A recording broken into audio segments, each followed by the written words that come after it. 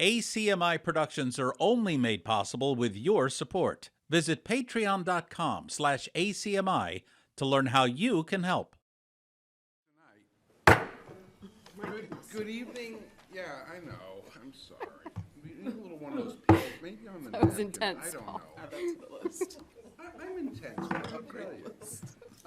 Good evening, everybody. Welcome to this meeting of the Arlington School Committee. It is Thursday, May 9th at 6:32 p.m. So we all know that now, but in case you're watching this on video or tape delay or something, you know when we were doing this meeting. We begin tonight's meeting with public comment, and first up will be Sophia Shen. Sophia?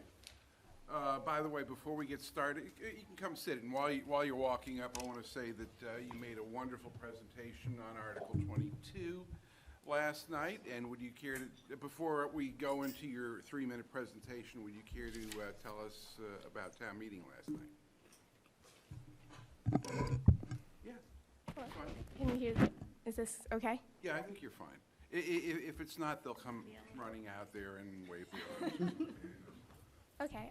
Thank you, Chair Schlickman. Last night I did present at town meeting to propose a warrant article which would lower the voting age in Arlington from 18 to 16 years old in municipal elections only.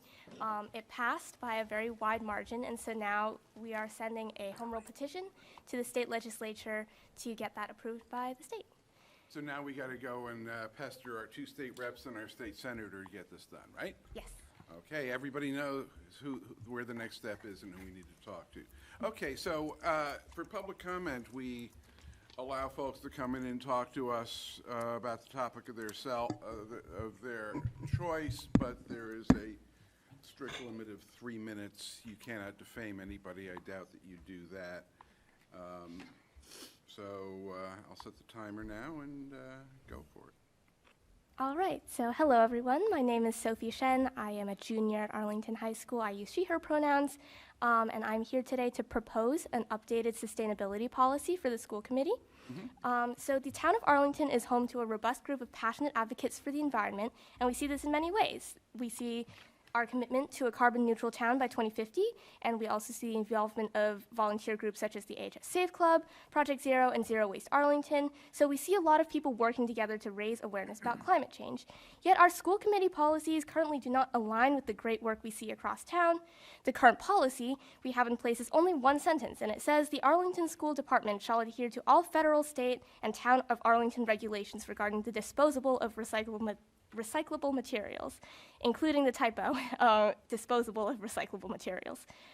So basically, the policy that I am proposing would outline the priorities of our school system to move away from single-use plastics, to reduce waste, whether that be food waste, furniture, or trash, and to make sure that all of the purchases we make are environmentally conscious and intentional. So I think it's high time that our policy with the it's high time to align our policy with the priorities of Arlington students, residents, and also surrounding towns who have adopted similar policies. So this policy that I've written is modeled after the Massachusetts SWORD group, and a lot of towns such as Lexington, Andover, and numerous others have also modeled similar policies around this. I believe I've submitted the full policy and cover letter to I actually don't know her position, but Elizabeth Diggins. Our administrative secretary. Administrative secretary, thank you. And so, yeah, I would really encourage you to consider this change. Thank you very much. We don't typically comment back during public comment period, but I anticipate you'll be hearing from the Policies Committee. All right, thank you so much. Thank you. Next will be Rachel Oliveri. Is Rachel here?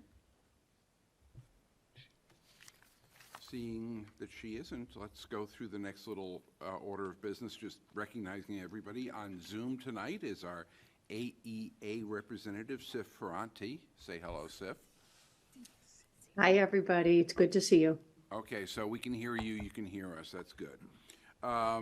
Amy Shalaru is our student rep, and you brought somebody else with you who was not on my list. Hi, Mo. Hello. The past 2 years. I know, but they give me the list here so I know the names. So please identify yourself to Mike, because I'd say hello to you if I remembered. Hi, I am Mo Hakenbu, and I am a student representative. Excellent, we're glad to have you. We've done public comment, we've welcomed everybody. The next item of business is the AHS representatives of the school committee, so if you'd like to tell us what's happening at the beloved high school. Okay, we have some really, really great updates at Arlington High. First up is the Eco Fair that was initially supposed to be this Friday, has been moved to Tuesday due to rain, but I still encourage all of you to go. It's going to be a great opportunity, live music, sustainability practices, clothing swap, and baby goats. So definitely check that out now Tuesday on the front lawn after Are you school. swapping clothing for goats? With people. Oh, okay. I don't think they'd appreciate it as much. Just eat it. At the high school, we have ongoing AP tests this week and next week. There hasn't been any big problems. So No, they've been going very smoothly. We were worried about internet, but everything worked out. We recently had a advisory slideshow regarding student mental health, and we received over 800 responses on how students feel about their mental health at the high school. So the student council is really excited to kind of move forward with that information. And speaking of student council, the student government elections are taking place in 2 weeks, so you will see 2 new faces here at the next meeting. You should have told us a week earlier so we could have given you a good going away party. Are you graduating seniors? Yes. Oh, well, congratulations. Thank you. Where are you going off to for school? I'm going off to Dalhousie. It's in Halifax, Nova Scotia. Halifax is wonderful, and you'll feel right at home. It reminds me of Cambridge and Arlington. and I'm going to Wesleyan in Middletown, Connecticut. Excellent, excellent. Okay, anything else? Any questions for our student reps before we move on to the next I agenda? think there's one thing that we're forgetting, and we shouldn't be forgetting it. It's also Teacher Appreciation Week. And we've had a huge banner, and everyone's got their gift baskets. We've been working really hard to make sure everyone gets their stuff, and that all teachers are appreciated. That's great. We got such great teachers too, so I'm glad you're appreciating them. We do too. Anything else? Any questions for the student reps? Hopefully you'll be able to vote in a couple of years. Well, actually, you'll be able to vote in a year or two anyway, because you'll turn 18. But thanks to Sophia, we are pushing that too. Model Congress Club, Superintendent. All right. I'm actually going to turn it right on over to the Model Congress Club faculty representatives. And do you want me to present your slides? That would be great, yes. them up? Okay. Thank you so much. Do we have to push it to talk? Yeah, it's good. Thank you. Good evening, everyone. My name is Erica Tonishell, she, her pronouns. I'm a history teacher at the high school, and I'm one of the co-advisors of the Model Congress Club. And hello, everyone. I'm Kevin Toro, he, him, his, and I am another teacher at the high school and the other co-advisor of the Model Congress Club. So our role in this presentation is about to come to a conclusion because we want our students to really speak to their experience. We have many photos on here. We kept only the ones that are not extremely hilarious. And our students are really excited to share their experience with all of you. So I'm actually going to turn it over to them. Thank you all for your time looking at this presentation beforehand.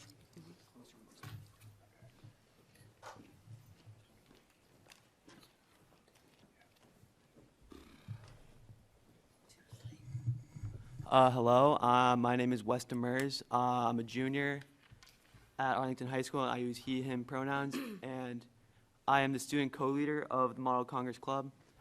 I've been here at this club since freshman year. Back then, it was it was a very small club, like 3 people, and now, as you can see in the photo up there, it's a club of up to I think 20 people, and I'm just so happy to see that it's grown so much, that it's brought so many people joy, and I just hope that by the time I get to graduate, I hope that grows more. And with that, I'm going to turn it over to some of the kids who have joined since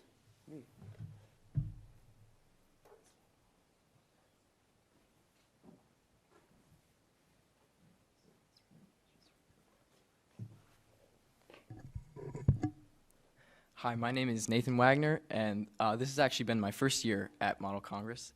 It was a really great experience for me just to learn about how the government works and meet so many new people. I met a lot of new friends from all over the nation, and that was just a really positive thing for me. I reconnected with an old friend who I hadn't seen for years. And the undergraduates who run the program, they served as the chairs for our student committees. And they were really knowledgeable about the government process, legislation, how things are created. And they really helped me develop a greater understanding of government. And so this club has been really rewarding for me. And I also, much like Wes, would love to see this grow over time. So I'll turn it over to Guile. I think, Guile, you want to go? Sophie. Hello again, Sophie Shen, she, her pronouns. Welcome back. So, as I mentioned earlier, yesterday, my warrant article did get approved by a town meeting, and so I want to talk a little bit about how the Model Congress experience has inspired me to present that warrant article. So a common citation for the value of Model Congress is practicing public speaking skills, and I really think that that has helped me to become more comfortable talking about my ideas, the things I want to see get done in our town. And so yesterday, I felt very comfortable speaking in front of a large group of adults, talking about my ideas, political and otherwise. And I also think that just surrounding myself with a bunch of really passionate, inspired young people who are all 16 and 17 years old was really an inciting factor for me to think about why we aren't letting 16 and 17-year-olds vote. If they're able to talk about complex solutions to the problems that are facing our nation, I think that they should be able to talk about the problems that are facing our town. And so I really think that this opportunity is an amazing chance for people to get experience with what it means to be a part of government, and that this should be an opportunity extended to as many students as possible. Thank you.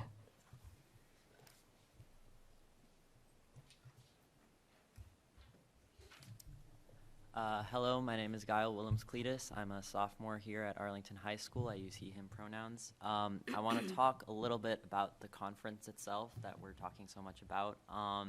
We are incredibly fortunate to have this conference that takes place in Boston, right here in our backyard. It's a conference hosted by Harvard that many, many people from not just around the country, but around the world actually come to attend. So again, we're incredibly fortunate to have it right here in our own backyard. And it's really a great way for students all across the world to come together and simulate what Congress actually looks like in terms of writing our own bills and collaborating with each other and getting them passed in committee sessions. It's just an incredible experience. And Model Congress and this conference has more than just educational merits. It's also genuinely an incredible place to interact with other people. You meet new people every time. This is my first time, so I'll be really excited when I go again next year to meet some familiar faces. And more than just the conference, the club right here at the school is also an incredible place. I've made a lot of new friends here. And lastly, I would also like to briefly thank Ms. Tonishell and Mr. Toro for all they have done for us. It's really so inspiring, the effort that they have put into this, and it's thanks to them that we've been able to make these incredible memories. So on behalf of the entire club, I would like to extend my heartfelt thanks to them.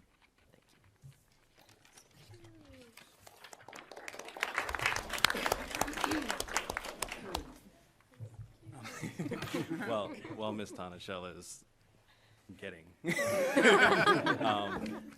One thing, of course, that the students did not mention, of course, is that some of these students also had honors at the conference themselves and did an amazing job. Me and Ms. Tonishell playing the part and getting experience for being legislative aides the entire weekend did have, I mean, you can tell she's more openly emotional than I am, just kind of numb. But because of this, we saw an amazing trend within some of the students who are now opening up and feel more confident, who are taking on things in real life and the practical aspects of their town, for instance, like Sophie. as well as other students who have expressed an amazing difference in social attitude, friends, everything that goes along. And just wanted to give them their shout out, of course, because obviously it's what we do this for. Yeah, they're talking about us, but we had, what, 4 students, I think, that got different honors? Yep. Within the conference itself, out of hundreds and hundreds of students. Thousands, actually. That's why I only let her talk. One thing that I want to add on about this opportunity for our students is that because we live so close to Harvard, we have the opportunity to participate in the mentoring program through the Harvard Model Congress.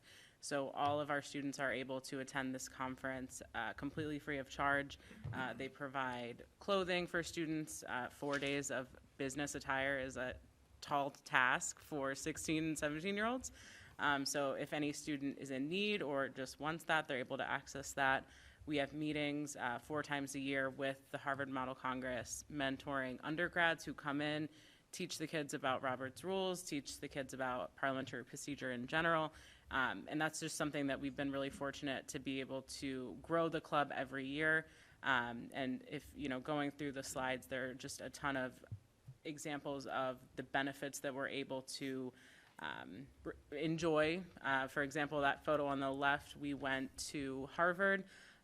There's a little mix up on the times of the trains, but we'll leave that to the side. We're able to go and sit in on classes. And then on the right, one of the keynote speakers, and of course now his name is eluding me, but a Rhode Island representative in the House of Representatives was the keynote speaker. So those are a few of our other students who got their photo taken with him. So just seeing the students outside of a classroom context is really lovely, and it just gives us a new perspective. For the mentoring program you'll see on these slides, that was one of the classes that our students sat in on. We had an amazing reception up at the top of the View Boston, and a nice lunch, and it's just a really nice experience to be able to. And then there's Sophie and Elena and Vishnu, who all received awards among those literally thousands of students. So the students said to us, what are we trying to convince anyone of? And I said, nothing. We're just showing them what we did because it's awesome. So thank you all for your time, and we hope you enjoyed the presentation. Thank you. Questions or comments from the committee?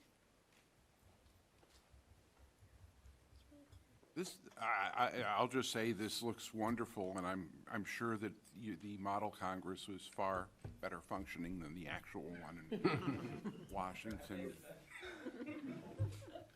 But Dr. Homan.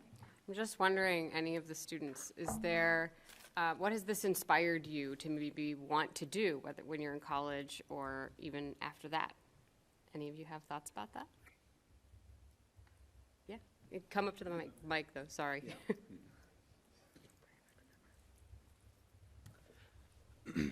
Yeah, I just feel like, for me, definitely, but also for like everyone else who I've talked to, it's definitely inspired people to be like more politically knowledgeable and politically involved. I'm sure if you scroll down more, there's like some pictures of people meeting. It's somewhere. Someone here met with the governor, and I think that's a good example of how people were inspired. But I know me personally, over the summer I interned with Rep. Garbali, so that was something that Model Congress definitely inspired me to do. So I don't know if anyone else has any more. Well, Sophie probably has a personal example, but I'll let her talk about that if she wants to. Anything else? Sophie? Sure. As you can imagine, I'm super interested in town government. This past summer, I interned with the Department of Public Works, and I did put forward that article yesterday. I feel like I keep talking about that. But I would definitely be interested in running for an elected position in town, and potentially going and studying like urban studies, economics in college. So We can't wait to see you at town meeting. Representative Garbali was a student rep, became a member of the committee when he was 18 or 19, and by the time he had 21, he was a state rep. So he can do it, you can do it. Excellent work, folks. Just one more wants to say. One more.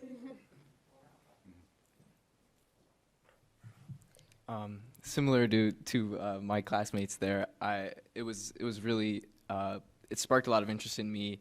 I've been interested a lot in the study of economics, and I think that policy and economics are really interrelated. I don't know if you guys know Mr. McKay. He's inspired me a lot to learn and kind of pursue that interest. And so for me, this was very like a valuable experience to kind of pursue that personally. Great. Anyone else? Any members of the committee? Anyone else under this item? Hearing none, thank you very much.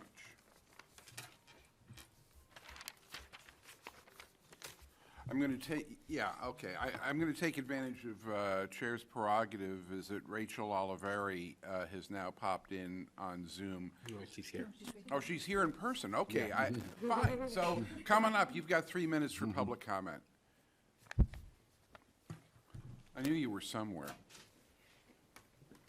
Again, the rules are 3 minutes, we don't talk back to you. You don't go and say anything nasty or awful, right? Okay.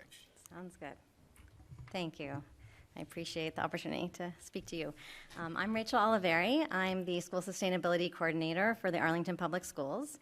And I'm talking to you this evening about the proposed updated waste reduction and diversion policy for our school district that Sophie Shen, I don't know actually if Sophie Shen has spoken about this. Yes. Yeah, she has, okay. And which she sent to you in August when she was one of our zero waste summer interns. When I began working for the town of Arlington in 2016, one of the requirements for receiving grant funding from the Massachusetts Department of Environmental Protection to support my position was that the school district have a recycling policy. The policy that the school committee approved of at that time, and that is still the current policy relating to waste reduction, reads, quote, "The Arlington School Department shall adhere to all federal, state, and town of Arlington regulations regarding the disposal of recyclable materials," end quote. Thankfully, we have come a long way since 2016. In 2018, we received the United States Department of Education's Green Ribbon School Award, which is the same year we expanded our lunch composting program to all the schools in our district. We currently divert over 100 tons of food waste annually, and students from K through 12 come to see this as part of their daily routine at lunch. Many of them participate in green teams or environmental clubs like the Slash the Trash team, which Sophie is one of the leaders here at the high school, and they take the lead helping their peers sort their waste and educate them about the importance of waste reduction and diversion.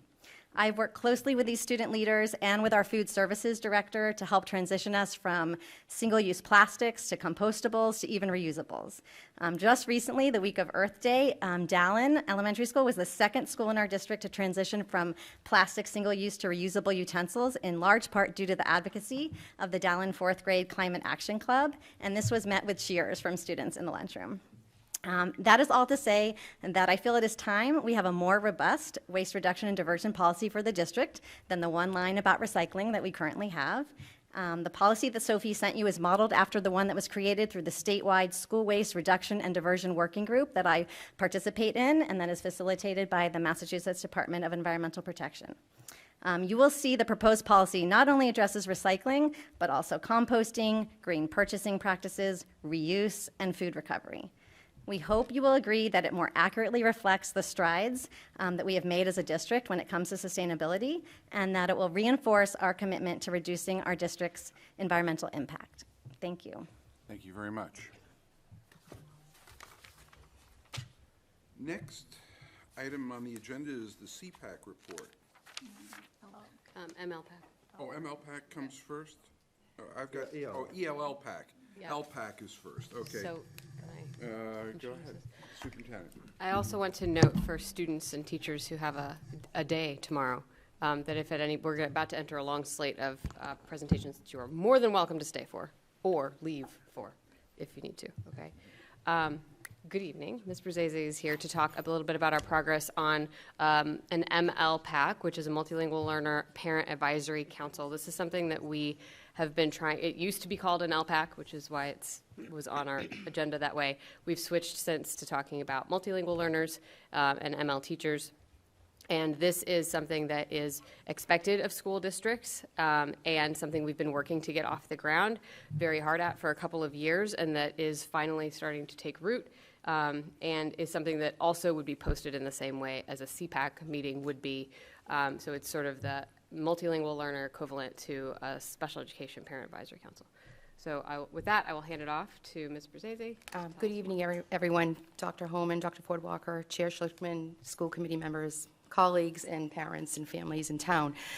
Thank you for, I know this is a quick update. I did share a executive memo the other day. I don't know if I don't have a formal presentation in place here. I just wanted to let everybody know that we are finally in compliance, that we do have parents that have volunteered to be a part of our ML PAC in Arlington.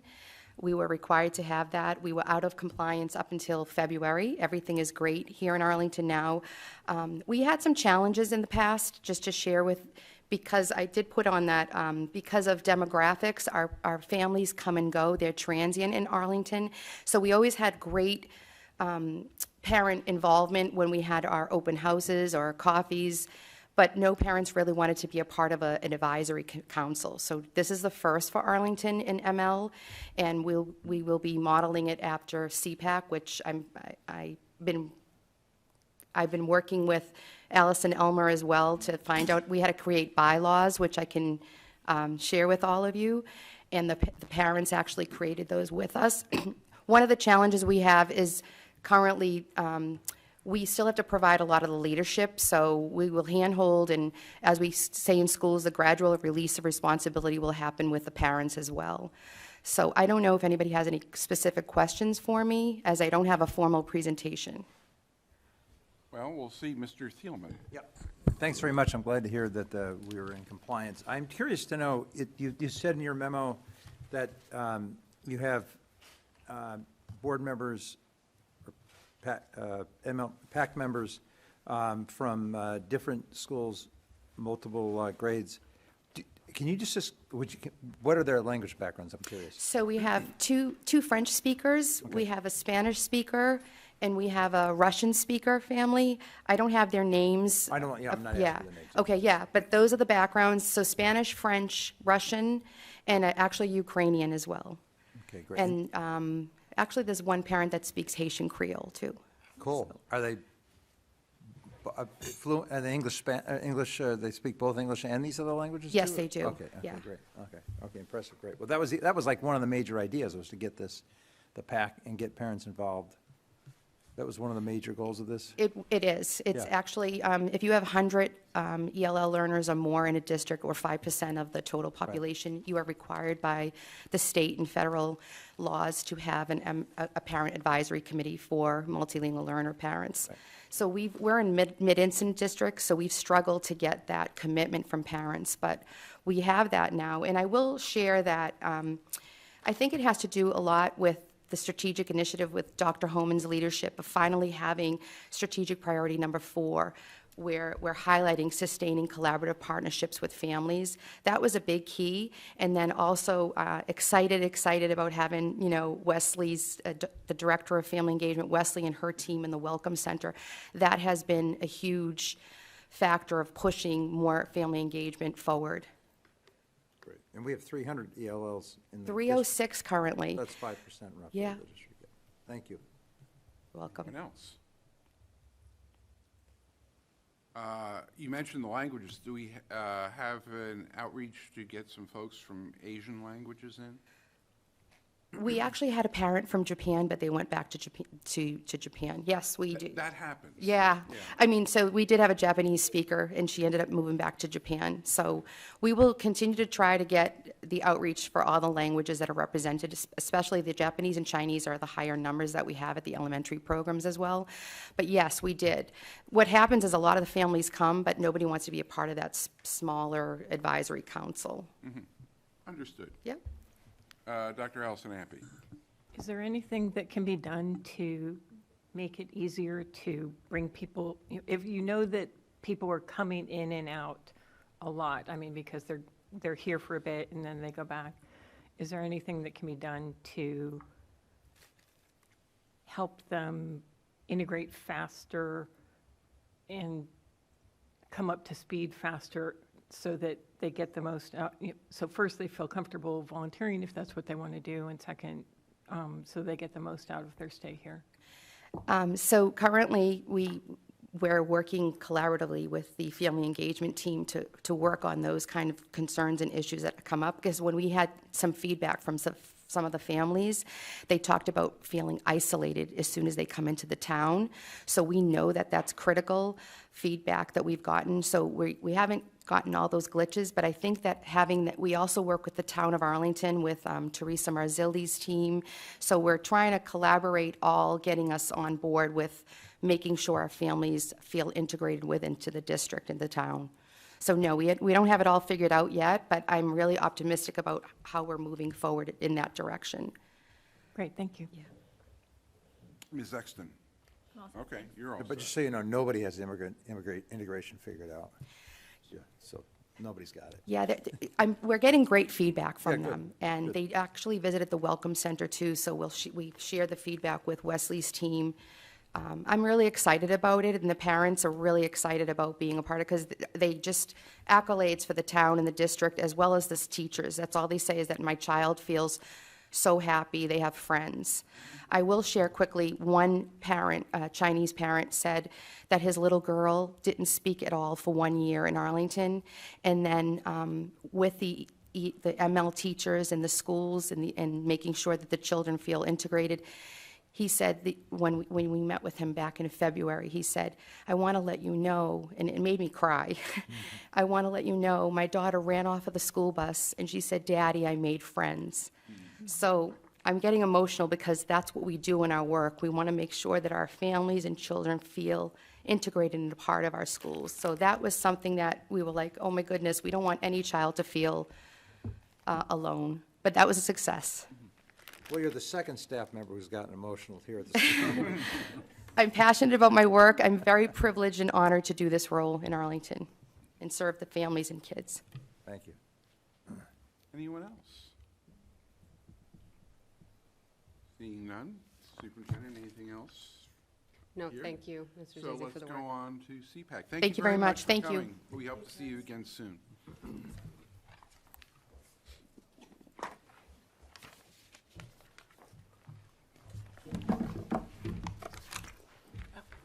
All right. Thank you, everyone. Oh, Prompt me when to switch the slide. so I'm not the slides lady. You need to talk to Elizabeth Prompt about me when when to to switch the slides. switch the slides. Excellent. Then I will exit the Zoom room. Okay. Sarah Barton, she, her pronouns, and I'd like to thank our high school students for modeling that for us this evening. It's nice to be back again this year to report on CPAC's activity for my final time as chair before stepping down at the end of this year. Fellow longtime board members Ine Huang and Jess Dombrowski are also moving on from CPAC leadership at this time. We're very lucky this year to have been joined by many new active parent members, and I'm excited to see what their energy and fresh perspective will accomplish. Indeed, this year, a new subcommittee has taken over responsibility for analyzing our annual parent survey data. And I'm going to hand you over to Elizabeth McWhorter in just a second for that report. But first, Jess, Ine, and I would like to say a few thank yous and reflect on nearly a decade of service and growth that we've seen with CPAC. My first thank you is to Jess and Ine, who exemplified the very heart of CPAC in welcoming me in as a confused and worried preschool parent many years ago, providing peer support, knowledge, mentorship, and lasting friendship. In sitting through CPAC meetings over the years, I and many parents have learned a great deal about the workings of the school district, our budget priorities, and special education programming. And for that, we all thank Allison Elmer, who has shared her profound depth of knowledge on both best practice and its real-life implementation in Arlington, has listened to family priorities, and has facilitated collaborative conversations with staff, including this year's roundtables with principals and a literacy screening presentation. I'd like to thank Dr. Holman, who since her first appearance at a CPAC meet and greet to discuss ESSER fund priorities, shortly after taking up her position, has prioritized collaborative partnership with the CPAC, including representation on strategic planning committees and on hiring committees. And finally, a thank you to the school committee, who have worked through policy and budget to grow our impact as a CPAC, allowing our expansion to a social media presence, and this year, a budget for outside speakers. I'm delighted to report that those funds have allowed us to present 2 well-attended parent workshops, one on executive functioning and the other on communication of interstate for autistic people. My thank yous, I think, are evidence of the strength of the CPAC we've built here in Arlington as a space of collaborative connection to each other as parents, to the school system, and to outside experts. 2 years ago, we added a parent survey to our toolbox of communication opportunities, another significant growth moment for our CPAC. And I'm handing you over now to Elizabeth McWhorter to begin that next step of growth with new voices. Thank you. So I'm not going to repeat all of the thank yous, just echo them and add a couple. I, in particular, want to say thank you to the members of the subcommittee. All but one are here today, either in person or virtually, to answer additional questions. And I want to say just a heartfelt thank you to the community of parents of kids with disabilities in Arlington who did the emotional work and what oftentimes feels risky work of sharing their own experiences so that we can do a better job as a community serving our kids with disabilities. And then a thank you to the teachers, special educators, support staff, paraprofessionals, everybody who makes our individual kids' experiences at school possible. They are the bright spots that we heard about in our survey that we'll be sharing today. My pronouns are she, her, and I'm going to take it up another level and normalize talking about disabilities and represent that I have ADHD. And I know what it is like to not be served by a school system and how hard it can be to overcome that. Next slide. We are really excited as the committee. We spent quite a bit of time really digging into the strategic plan, the vision, and the mission, and we are so thrilled to see the ways that parent engagement, that the whole child, that inclusive and innovative teaching and learning practices are integrated into the strategic plan. I'm going to be rooting the presentation around the strategic plan, not because you all don't know what it is, but because this is an immense opportunity to make sure that parents and students and anybody who is engaged in caring about the school system here in Arlington understands how kids with disabilities and the families that care about them fit into those priorities. Can flip to the next slide. So more specifically, the strategic plan names, I believe it's 5 focal groups. And one of those is students with disabilities, and recognizes that there are significant shifts in mindset, practice, and content for our staff and for members of the Arlington community. That includes us as parents. We are also learning alongside you about how we can do better in engaging with the schools and to support our children. I think I can say with 99% certainty that every member of the CPAC wants to be part of that collaboration and engagement. Next slide, please. We are here today quite literally because of people like Judith Heumann. She was, in case you don't know, one of the original advocates for special education, disability rights, and we wouldn't be here without her advocacy and people like her. And the thing that I want to take away from listening to her memoirs is that most things are possible when you assume problems can be solved. As members of the subcommittee, we assume that every problem that we identify through the survey can be solved, and we want to be a part of that solution because we want all of our kids to experience that joyful graduation the same way that the kids that we heard from today, the students we heard from today, are going to be able to. Next slide, please. A little bit about the survey. Sarah, thank you for starting it. It's the 3rd year, and we had 136 respondents. This is lower than we'd like it to be. It's just over 10% of the representative of the population of families with kids with disabilities in the Arlington Public Schools. There were 25 questions. All of this was anonymized. And it was disseminated collaboratively with the support of Dr. Homan and Ms. Ulmer. So thank you to both of you for making that possible. We were very fortunate to have expert qualitative and quantitative researchers on the subcommittee, and I think that's reflective in the quality of the work that comes into play. As we think to the future, we'd like to see this number of respondents grow, and we'd like to see the diversity of representation grow within it. This is a very white-heavy response group.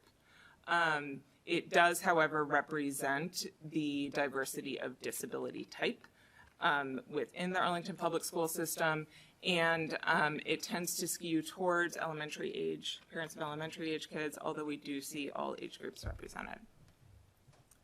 Next slide. We're going to start with some bright spots. These are the things we want to build on. Parents talked about individual staff and specific interventions as being game-changing moments for their kids. I especially want to highlight reading specialists because I know that new reading specialists has been hired in recent years with a different skill set than I think has been prioritized before. So we see a lot more Orton Gillingham training and other really kind of high-level training show up in the people who are leading those interventions for kids, and I think that's reflected in the qualitative data within the survey. Next slide, please. I'm going to start flying through this because I'm recognizing we're a little late on time. The question is, how do we make these bright spots, as the strategic plan says, systematic, not haphazard or even?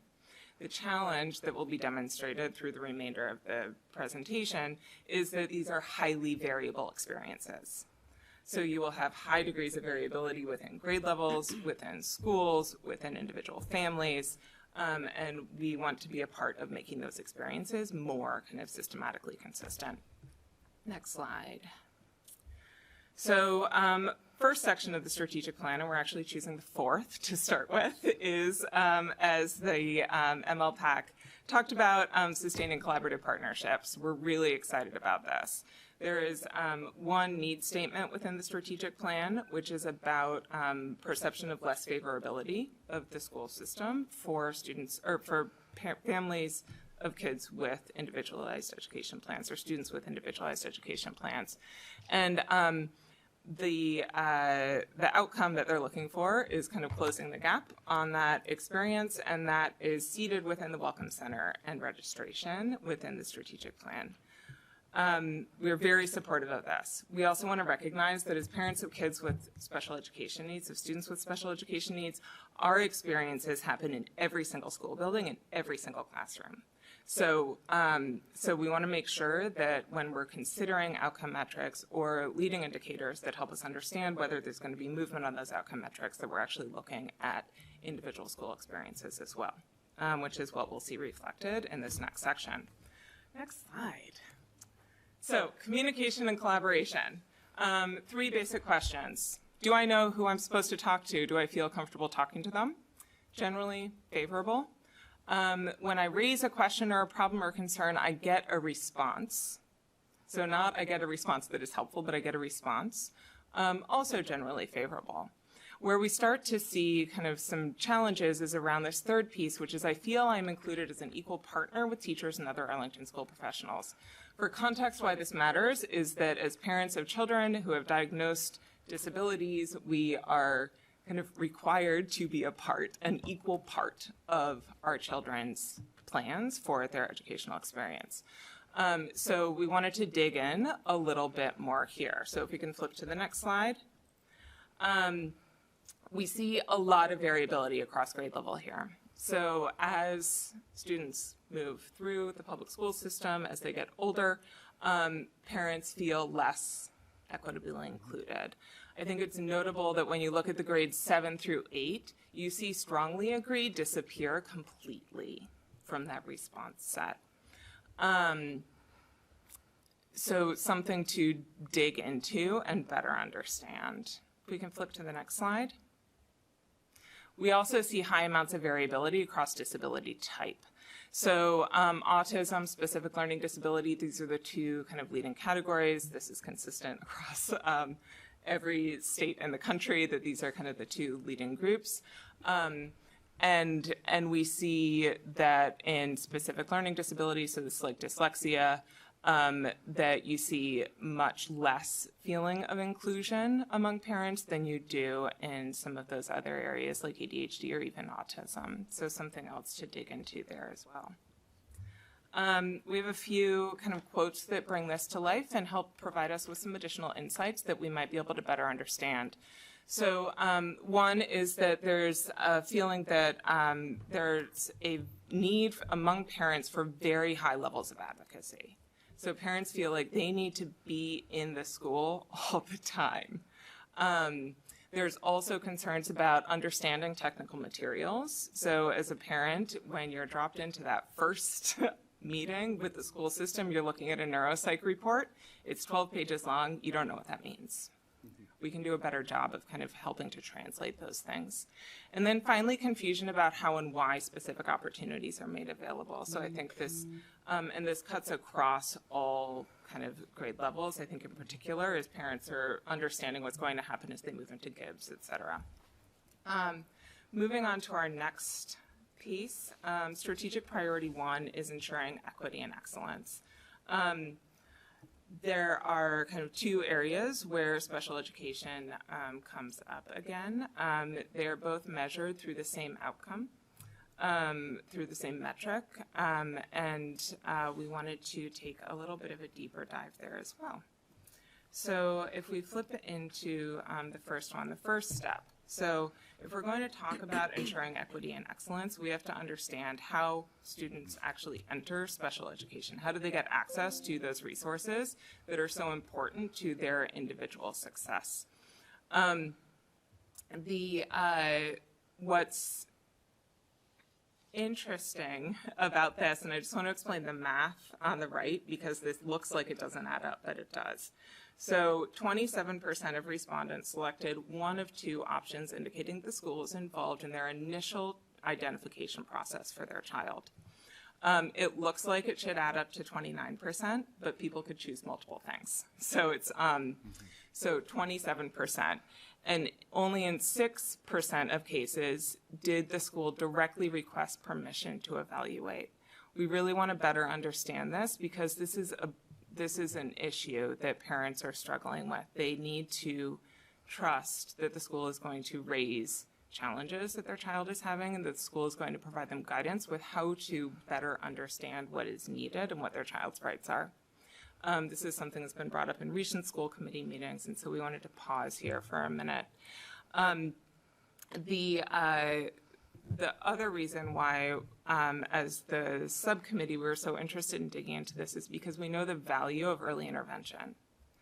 And so if we're relying on parents to identify challenges that are happening in the classroom and identifying that educational intervention is actually necessary, we're creating additional obstacles to the success of those children. So we'd like to work together to figure out how we can better address this challenge area. There are some additional quotes that I'm not going to spend too much time on because we're running out of time at this point, but I think they illustrate the challenges that parents face when getting that initial referral to understand their child's needs. Next, we're going to very, very quickly go through service delivery and progress monitoring. So the kid knows what, we understand what a student needs, right? And now we create a plan to provide services and then monitor whether or not those services are working. As the committee, we wanted to highlight this because of some of the questions and the comments that have been raised in recent school committee meetings about understanding whether or not we're actually moving the needle on progress for children, for students with special education needs. Dr. Homan, you talked about MCAS as being lagging indicators. We also experience them as lagging indicators as parents, and we'd like to identify ways to actually to build leading indicators so that we can identify what's working and what's not, and even out some of that inconsistency or variability within the school experience for kids with special education needs. So digging in here, I'm going to fly through these. We're flipping to the next slide because these all demonstrate the variability of the experience among parents in understanding both services and progress monitoring. So here we see that, once again, as we reach high school, there's more challenges for parents that are expressed in terms of kind of feeling like their student is getting what they need. If we flip to the next slide, you'll see variability across disability. I think this one is very spiky and demonstrates a need to have a different kind of conversation, a different kind of services, so that students are getting what their needs and parents are understanding that how those needs are being met. When we look at the next slide, this is where we're shifting into progress monitoring. Once again, we see significant variability across grade level. So in preschool, we're doing okay. As we get older, there are significant variances and lack of satisfaction in terms of how that progress is being monitored. If we flip to the next slide, we see even more variability. So once again, we see that specific learning disabilities, autism are they're major challenges in terms of how parents, at the very least, are understanding whether progress is being made. If we flip to the next slide, we have a few closing quotes from our qualitative data that I hope folks will take time to read, and then some key takeaways when we look at the next slide. We'd really like to be working more collaboratively, even more collaboratively, building on the firm foundation that Sarah, Ine, and Jess created with the CPAC to identify ways that we can make even more progress on supporting students with disabilities and engaging their families. We do, as the survey data says, I'm a big believer in you follow the data, see where it takes you, that there are significant areas of opportunity within the referral process, parent-team partnership, and progress monitoring, and we'd like to better understand how we can dig into that together. And I will close there. Thank you for letting me go over. I apologize. Members of the committee. Mr. Carden. So I'd also like to thank you, Sarah, Ine, and Jess for saving the CPAC really 10 years ago when it was floundering, and working very collaboratively with Ms. Elmer to rebuild the programming and basically keep it running and alive for this next generation to come in. And welcome to you and to everyone else who is coming into the CPAC leadership. Just on the survey, thank you for your committee.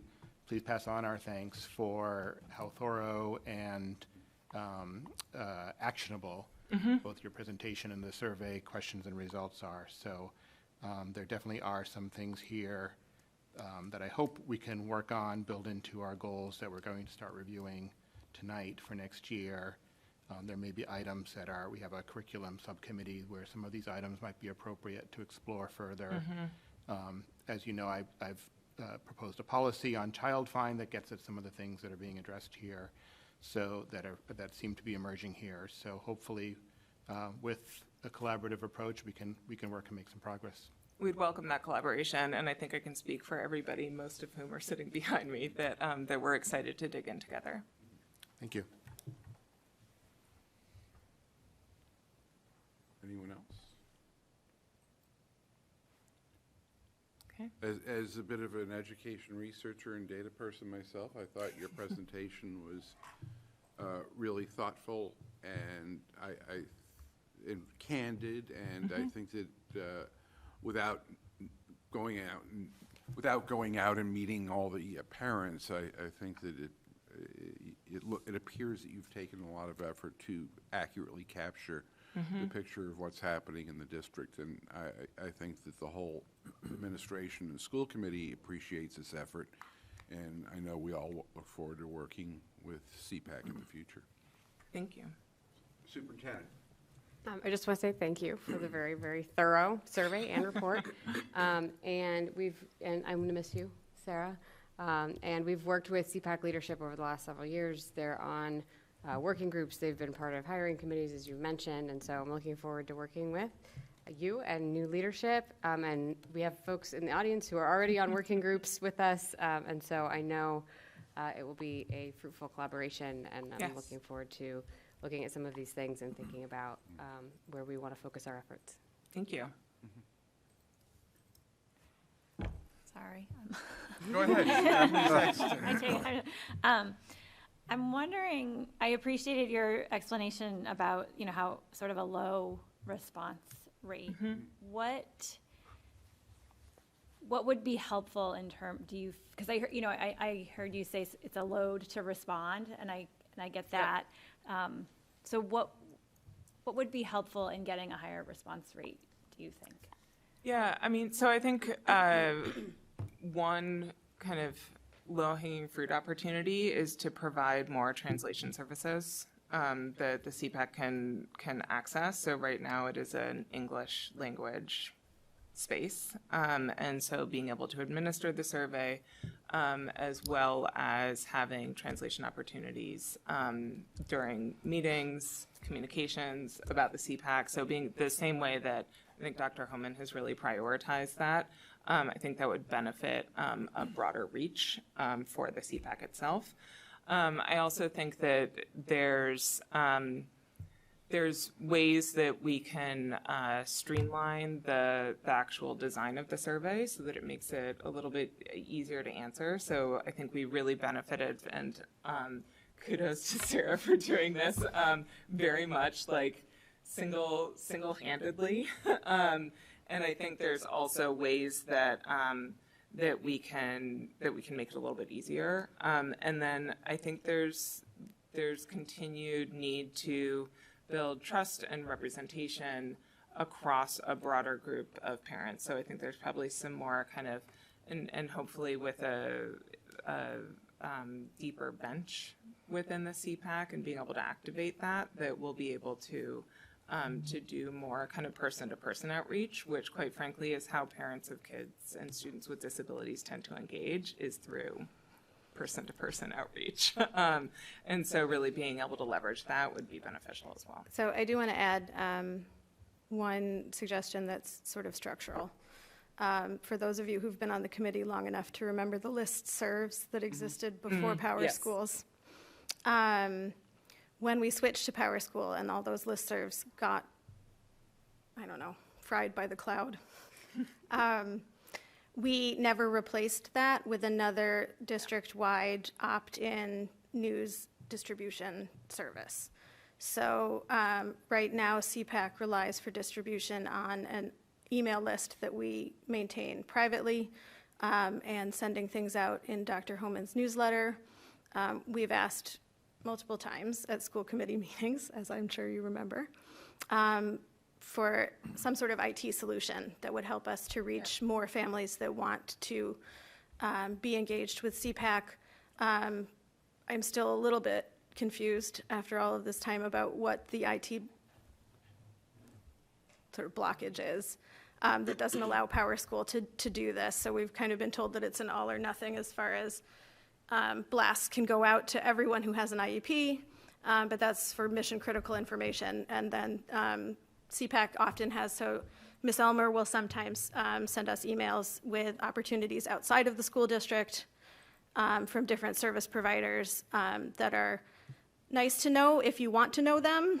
And we are really the only distribution mechanism for that, and ours is very cobbled together. So I would appreciate it if the school district would make a more cohesive distribution network for that second tier of information available to parents, and I think that that could be used not just by the CPAC, but by multiple interest groups.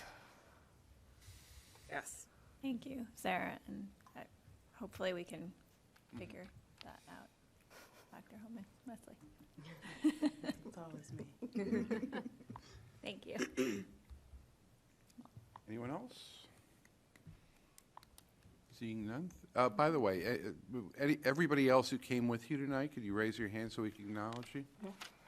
And then we also have Courtney, who's on the screen. Okay, thank you. Thank you for coming out. We're happy to see you tonight. Thank you all very much. Thank you. It was coming.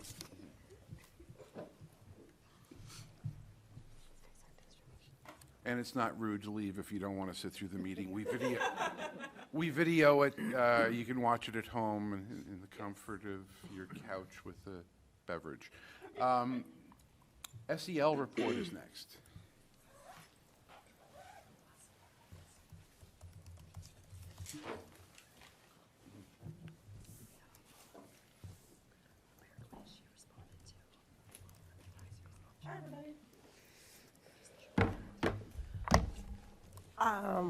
Good evening, school committee and friends. I am Magali Olander. I will also follow the students' lead, she, her pronouns. And I'm here with members of my district-wide team that I would love to introduce quickly as well before we get started. One is on Zoom, one is obviously right here. So. I'm Jen Berneisen, she, her pronouns. I'm the mental health assessment and outreach specialist. Is Simone, are you still here? Yes. Yeah. Simone Petraba, SCL District Specialist, she, her pronoun. Is that better? Okay. So thanks for having us to give our sort of annual update. Last time I was here, I had been in the job for a couple of months, and a lot has happened since then. So I'm excited to tell you about some updates to our staff and updates around the different initiatives of the department, SCL across the district, mental health initiatives across the district, and then some of the news from the 3 grants that the department, my department, is implementing and overseeing. And then talk about some goals for the future. So somebody who's not here, but is an exciting new member, sort of really also of the high schools team, but I consider him a little bit in my department as well, is Scott O'Brien. He's the Assistant Director of School Counseling for Arlington High School. It's okay. Oh, that's the door. Simone, as you met on Zoom, has in her 2nd year here supporting SEL coaching across the district.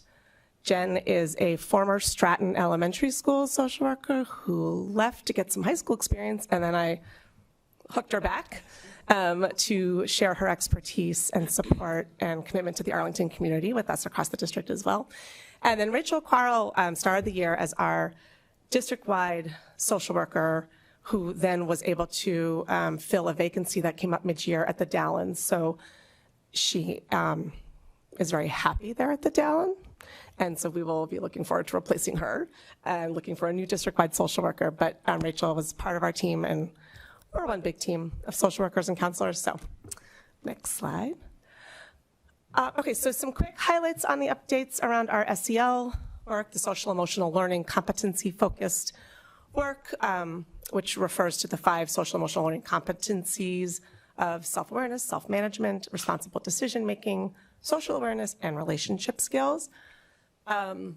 Simone has been embedded across the district with elementary teams implementing EL this year, the literacy curriculum, as EL has built in within its structure a lot of opportunities to be really learning and practicing the SEL competencies. So she's been partnering with the instructional coach team with that implementation and embedded in grade level teams. We are continuing to implement elements of Second Step, like the main curriculum, but also the bullying prevention curriculum across the district. SEL at Gibbs is living in the advisory space, which meets daily, and also Simone has been really helping to lead and coordinate with the team at Gibbs, sort of how to implement SEL learning for 6th graders. This year at Ottoson, the team there, the counseling and social work team at the Ottoson, has been able to tackle it more on a sort of needs by need basis around implementing some tier 2 group opportunities that are focused on the practice and development of SEL competencies there as well. And then at Arlington High School this year, I got to be involved, which was exciting for me because I'm a big fan of collaborative problem solving, which, as you all know, the high school uses, and how it aligns with teaching and practicing the social emotional learning competencies. So with a working group of educators and administrators and supports personnel at the high school, we have developed how you would both reflect on educator practices and also reflect on student progress around developing those SEL competencies and how they align with the thinking skills of collaborative problem solving. So trying to make that a more tangible, this is what teaching SEL can look like at Arlington High School based on the work they're already doing with collaborative problem solving. So kind of trying to lean in there to elevate where SEL is happening, at least in part at the high school. And I'll talk more about this later. One of the things we are nailing down this year is how to collect SEL data in a manageable and helpful and effective way for the district. So I'll get to that in a minute. But we didn't have any SEL data collected this year. We were supporting SEL data collection through a grant that did expire. But to be continued. So some updates on, before, Simone, did you want to add anything around some of the SEL initiatives? Oh, no, it's perfect. Thank you. That's nice, thank you. So around our mental health work, so one of our district-wide the primary district-wide mental health initiative is our universal mental health screening, which this is our 4th spring of mental health screening. It got underway in the spring of COVID, 2020. And at least that was when universal, across the district, mental health screening started. There was mental health screening happening at the Addison for quite a long time through the SOS program, which they still do. But anyway, expanded. So we're in our 4th year. I'm at this now for 2 years. We've learned a lot of things. So some changes that we've made over the past couple of years is that this year we, with the way we do currently do screening, we adjusted our rollout to grades 4 through 12 for the universal self-administered screeners, and we used to do it in 3rd grade. We found that given the self-administration and the tool that we've been using, the results from that created kind of less accurate results and more angst for a lot of folks. And so with some database and also anecdotal and experiential-based input with a working group of elementary school administrators and social workers, we decided to do grades 4 through 12 this year. And at Addison, we went from screening twice a year to once a year, adjusting where SOS curriculum is delivered in the different grades, and adding to free up time to have capacity to do some of the other groups that the Addison has put in place. So that's what it's looked like this year. What we added this year was across the district, everyone's screened, every student screened, getting an individual check-in, caregiver outreach going in person with phone calls and offered meetings and follow-up with all caregivers.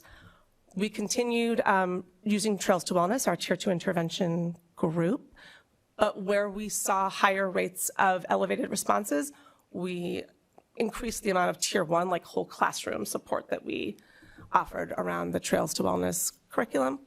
And then an exciting thing that we added this year was SPACE workshops, which stands for, oh gosh, I'm gonna forget. Supportive parenting for anxious children. Anyway, and so basically we offered SPACE training through a grant last year to all of our counselors and social workers so they could become sort of certified SPACE providers. We are not offering SPACE treatment, which is a pretty long involved modality, but offered workshops to caregivers whose children were identified as having elevated levels of anxiety through the screeners, grades 4 through 12, the opportunities to come to 2 series of 3 sort of psychoeducational and then smaller group little workshops to learn more about it and then be connected to further SPACE resources in the community if they wanted to continue. Next slide. Ease emotions. What? Emotions. Emotions. The E. E. Oh, thank you. Look it up. I cheated. I'm sorry to interrupt the It's the presentation. kind of thing that slips your mind when you're trying to ramble through Yeah, slides. no, it's hard. In the Google world, there's no cheating. Yeah. I don't have Google open, sorry.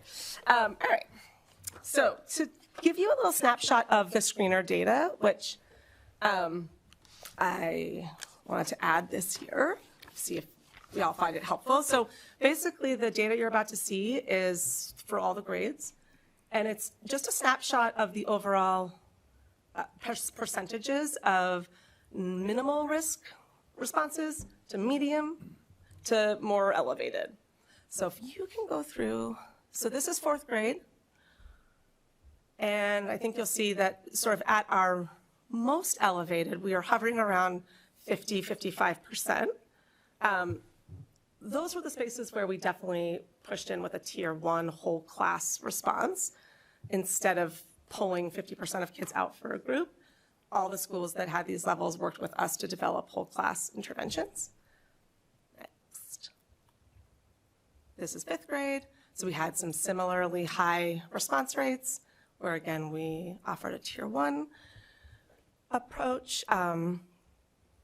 Now, after elementary, we can talk about some of the discrepancies. You might wonder, like, why is there so much more anxiety at the elementary level? And then as you'll see, as we get into secondary, it really shifts, and it looks more like the general population you would expect in terms of reporting any kind of mental health symptoms or distress. So really at Gibbs, just over 10% at most. In their spring administration, we're experiencing elevated symptoms around anxiety and depression. Or just anxiety, excuse me, sorry. At the Addison, we screen for both anxiety and depression. So grades 4 through 6, it's just anxiety.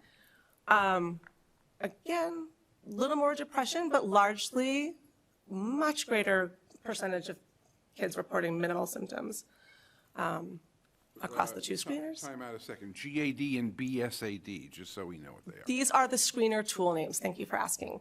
The GAD-7 assesses for symptoms of anxiety, and the BSAD, which is sort of an unfortunate but helpful name, assesses for symptoms of depression, and it is the screener associated with the SOS Signs of Suicide curriculum that the Addison has been implementing for over a decade now, and it assesses for depression symptoms. BSAD, okay. Don't be sad, but be sad. So it's the same 2 screeners we administer at the high school as well, the anxiety and depression questionnaires. What is noticeable to me, which I can get into a little bit later with our percentages look great. The response rate is low, you'll notice. I included the numbers on the bars because, not particularly surprisingly necessarily, the older the student, the less they feel like telling, I don't know, random adults how they're feeling in a screener. But we've been working on kind of getting to the bottom of what some of the lower response rates are caused by. I'm super curious I'm gonna unpack the recent mental health advisory work that the student council did with the advisory committee at the high school when those results come back or are reviewed. So, but again, overall, our percentages are looking, mirroring what we would see and expect to see in society in terms of elevated rates of symptoms. And then last slide is the screener, the high school screener in the spring. So we administered in the spring. Jen and I did some talking about where we saw sort of the highest rates amongst our older grade students who responded to the screener around depression symptoms. And again, notably, it's a really low response rate. And it was administered in March, which was something else that we sort of took into consideration. It's a stressful time of year for upper class students. For seniors, if they're applying to college and if they're in that game, they are on pins and needles waiting to find out if their friends are finding out or their friends already know. I mean, that might be it. We don't know. We haven't done that survey to find out. But anyway, so other than the depression symptom scale for our 11th and 12th graders in the spring, again, we're still kind of hovering around where we would expect. But my biggest takeaway from the high school piece was response rates aren't necessarily where we want them to be if we're trying to identify students with needs. So what does that tell us about how we're screening? And so we're still sort of unpacking the whys behind that, but I wanted to share the data. Anything else? No, I think that that's a good overview, and I think, one of my top priorities for the high school screener for next year would be to think about how we can increase response rates, and help students then, feel like this is a worthwhile use of their time in advisory when they're doing it, because we'd like to support them. Which I'm hoping to also get some learnings, glean some insights from the survey work that the school council did, school council, right? Student council, excuse me, sorry. So last bit of updates on this, sort of to speak about what I was touching on throughout. So some areas of problems of practice that came up that I've been thinking about since I took over this role and have been involved in the mental health screening was, and let me just say first and foremost, like philosophically as a social worker, I believe deeply and intrinsically in screening our youth for mental health in an effective way, because that is, I guess that's my lens, but I can also tell you the experience of doing it for the past couple of years in Arlington. Every time we have screened, we have found a couple of kids that weren't on our radar, that needed some intervention. And for a couple of kids, it feels worth it to me. It always will.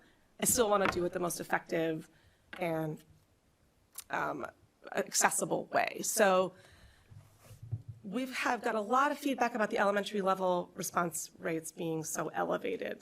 And we are thinking about, we're going to be piloting a different tool, because not only were those rates sort of out of line with what then comes after in 6 through 12 for those same students, but the results from the screener didn't match what the teachers and the social workers in the buildings knew about the students.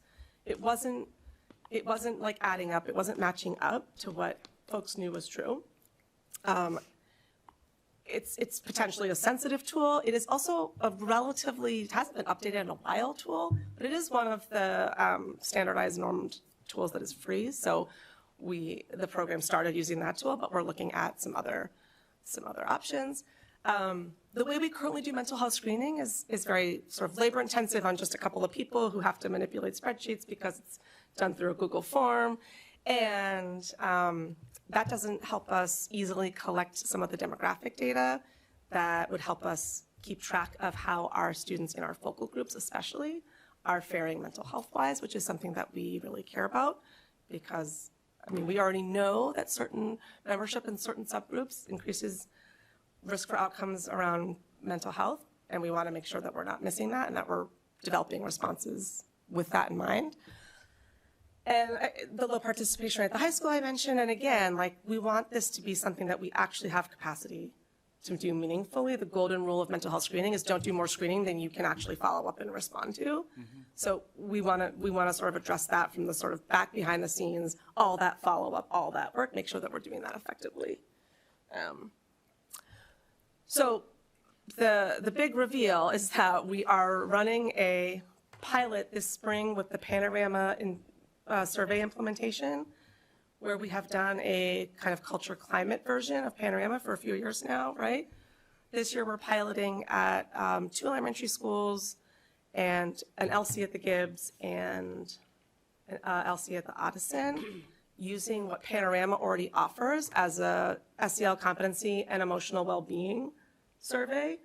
It is a tool that we have that is included in our Panorama package, and Jen has used in a previous district, I'd used in a previous district as well, and so felt like it was a great time to see if that's where our solution lies for a number of reasons. And we're excited to have some SEL data, because this means we are actually collecting self-report data from students around SEL competencies, and also see how the emotional well-being data comes back, how that aligns with what we know about students and how the mental health screeners have gone this year. So we'll have a working group at the end of this year and over the summer looking at that and making recommendations for how to go forward and potentially adopt doing this all through Panorama. The other kind of feedback / concern that resolves is the feedback that I've gotten from various directions about feeling like we over-survey kids. We are always doing things, we're always screening, we're always surveying. This would at least remove one of those and roll it into one Panorama that we already work with and already do. All right, almost done. I wanted to share some updates also from Cartwheel, which someone brought up last year.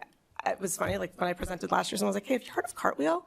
And I had heard of Cartwheel, and I was very excited to be able to look into bringing Cartwheel into the district as a mental health treatment partner. So for those who aren't familiar, they are an all virtual, short-term based clinical clinic, basically. And we purchased 100 spots with them. That's our contract. It has worked out well this year in terms of the numbers of the need plus the students and families being able to use the service. And it was a huge improvement from in the past, whether we identified a student with mental health needs via screening or some other way, we were then met with 6 to 12-month wait lists. Cartwheel allowed us to have something immediate available to families and students right away. And it's, so this is just a current snapshot we've got of where our students are at. Currently 3 are in outreach, even though it's towards the end of the year. These services can continue into the summer. We've got some folks in intake, care ongoing, and 17 graduated. And then the next slide just shows a little bit about the breakdown. A good number of our students, the piece I want to highlight is that 83% have taken advantage of individual therapy for the kids and the parent guidance piece.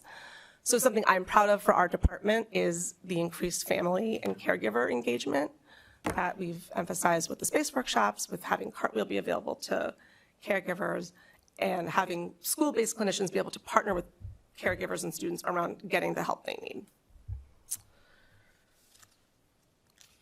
And last but not least, a couple updates on the grant initiatives that we have going on in the department.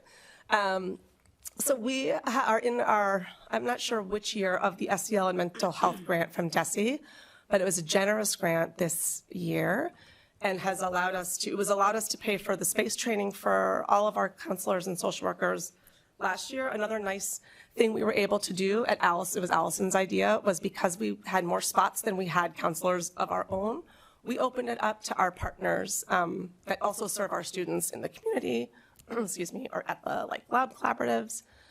A few folks took advantage of that, but mostly it was our staff. And then this year, it is enabling us to support another cohort of folks going through healing-centered engagement, which is a trauma-informed, anti-racist, youth-centered approach to working with youth. And it's for everybody who works in schools. It is for paras, it's for classroom teachers, it's for social workers, it's for administrators. So we have, this is our third cohort going through.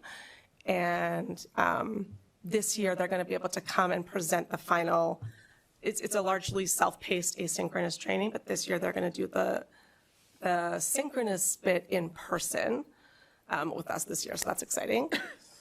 The Safe and Supportive Schools grant, which we've had for a long time as well, this year is how we are supporting those workshops that are for caregivers delivered by our counselors and social workers, because they are in the evening. And so we're able to stipend those folks to develop the workshops and then deliver them. And then lastly, the big kahuna is our 4-year federal SAMHSA grant, which is a mental health training focused grant.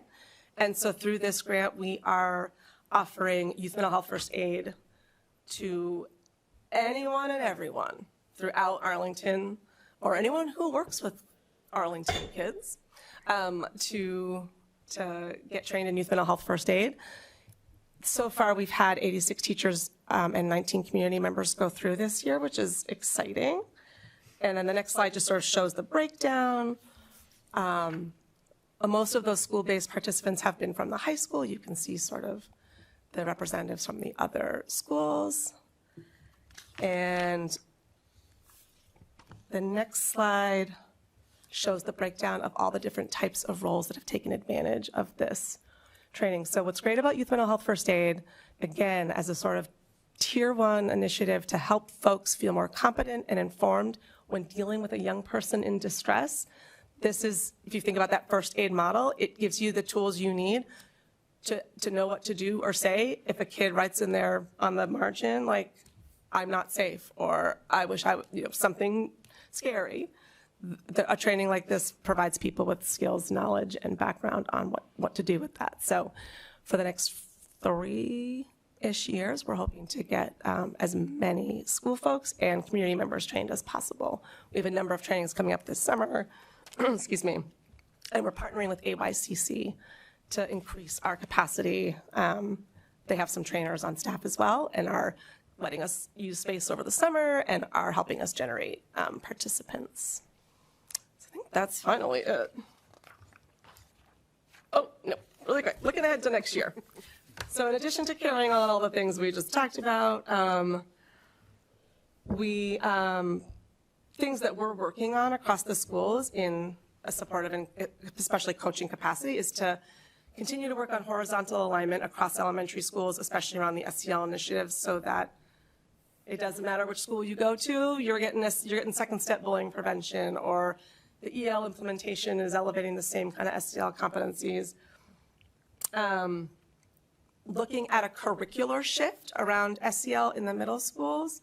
For folks who might remember, that ruler was in place a couple of years ago. Unfortunately, due to staff attrition, the folks that were trained in how to implement ruler are not here anymore, unfortunately, at the middle school level.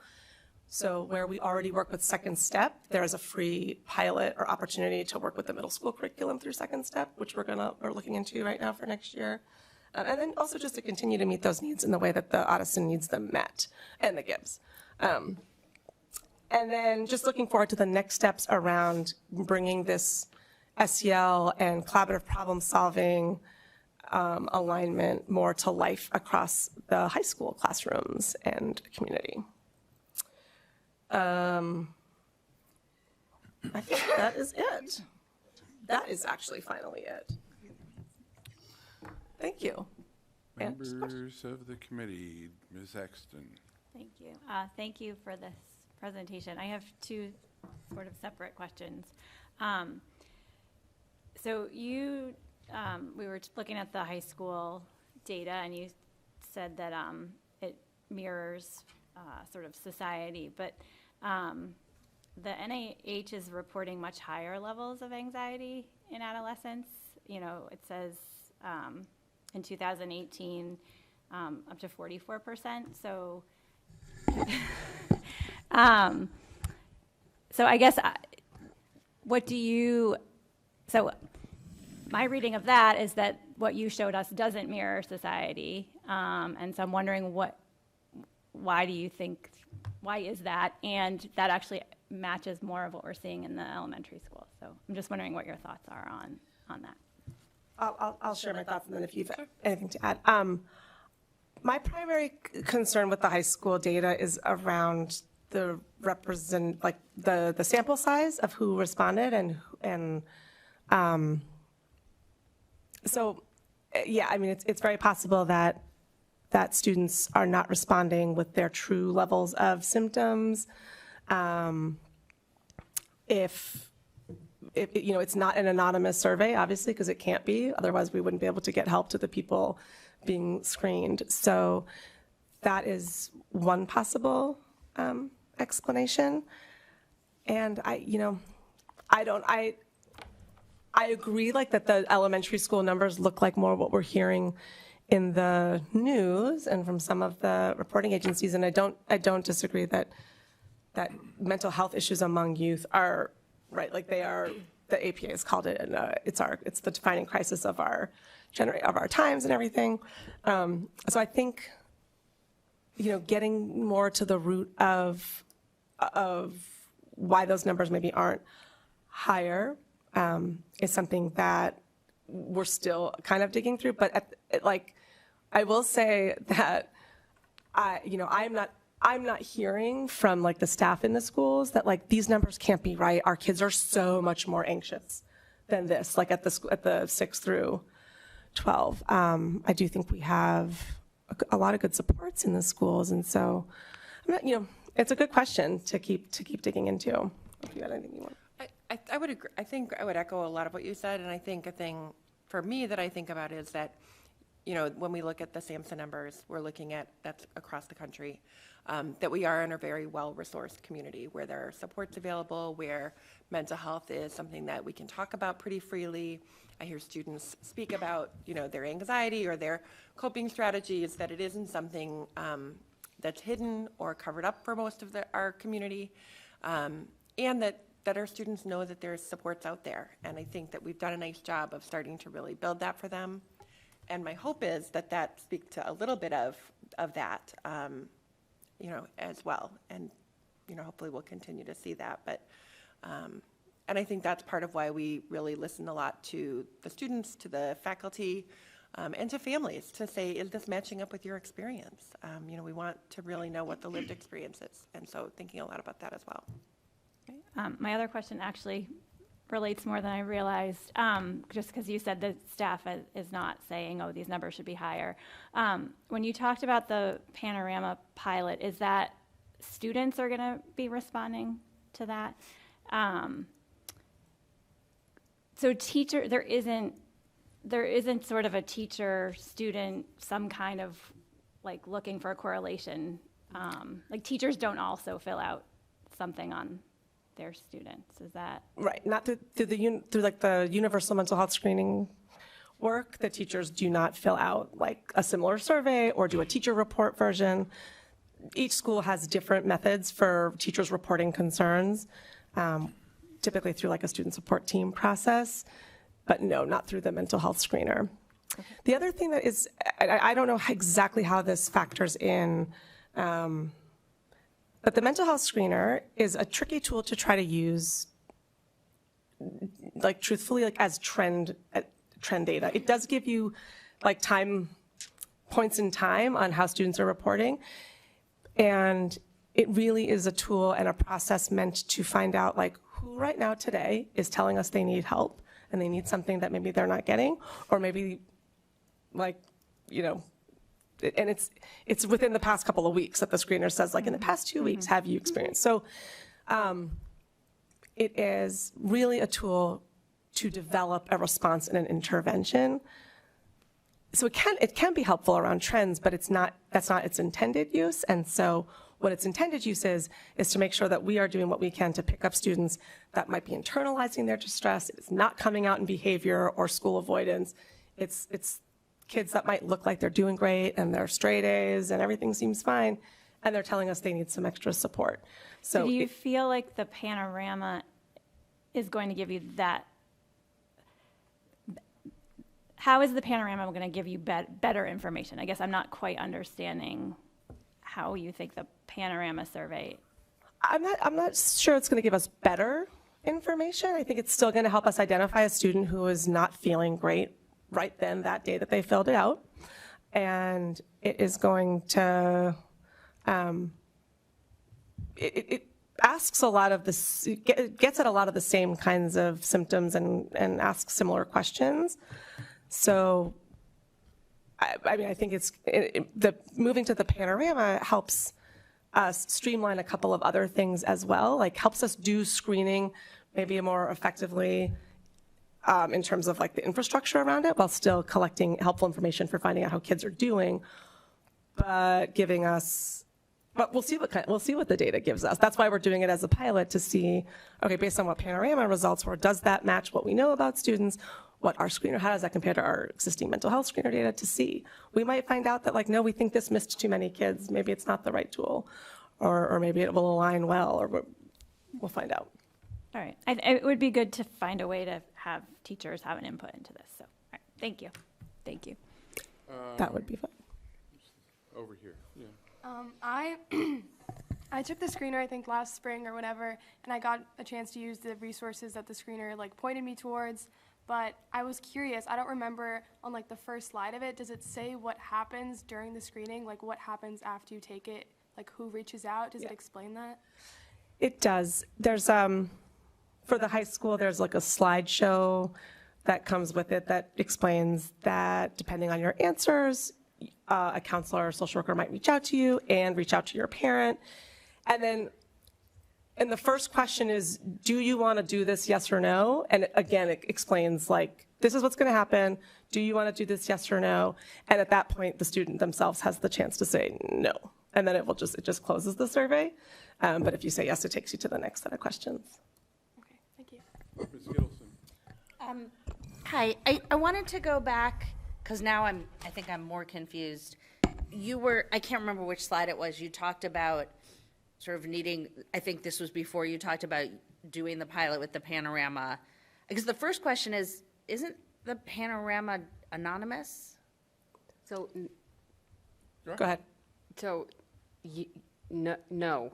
Yes, insofar as right now, when they take the climate and culture survey, we can't map that back to an individual student. But in order to do these surveys, you have to roster panorama.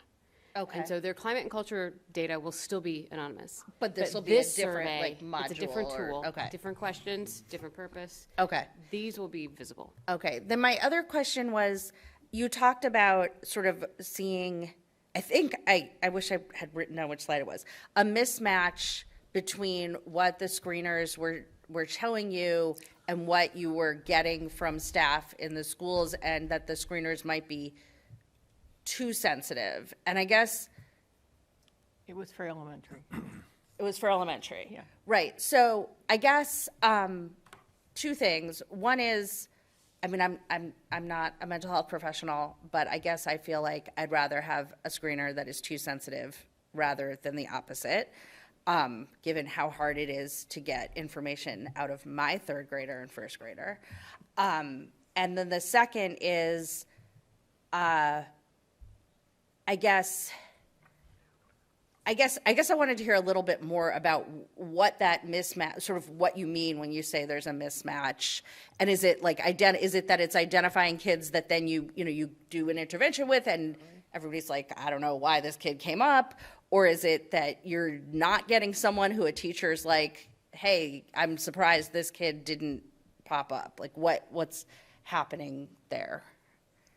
So I think a couple of things. So that student that you're thinking, like, are we missing those students that teachers are wondering about? We haven't had that feedback from schools, from the teachers. When the social worker in the building sits down with the grade level team, they review the data for the students that flagged. And what we hear predominantly is, I mean, I guess that kid is kind of a worrier, but oh yeah, I guess that would be kind of, yeah, maybe they're anxious. What we don't hear is teachers saying, like, this student didn't flag, what's going on with that, for the most part. We do hear about students that people didn't see on their radar as anxious, or really experiencing that. And then the other piece of that is then when we do the follow-up with the students, it's, in-person individual follow-up. I participated in a lot of that this year. And we have a lot of students that say things like, that especially we're in that sort of like that yellow zone that's on there, say things like, oh, I had soccer tryouts that week, and I was so stressed out about them. That was all I was thinking about. And we say, well, sometimes kids have other worries, and like, nope, it was all soccer. I didn't make the team. It was really bummer. And now I'm trying out for this. It's really difficult, I think, for elementary students to think about that. In the past 2 weeks, have you experienced this? And most of the kids that I talked with said, those are really hard questions. They were really confusing.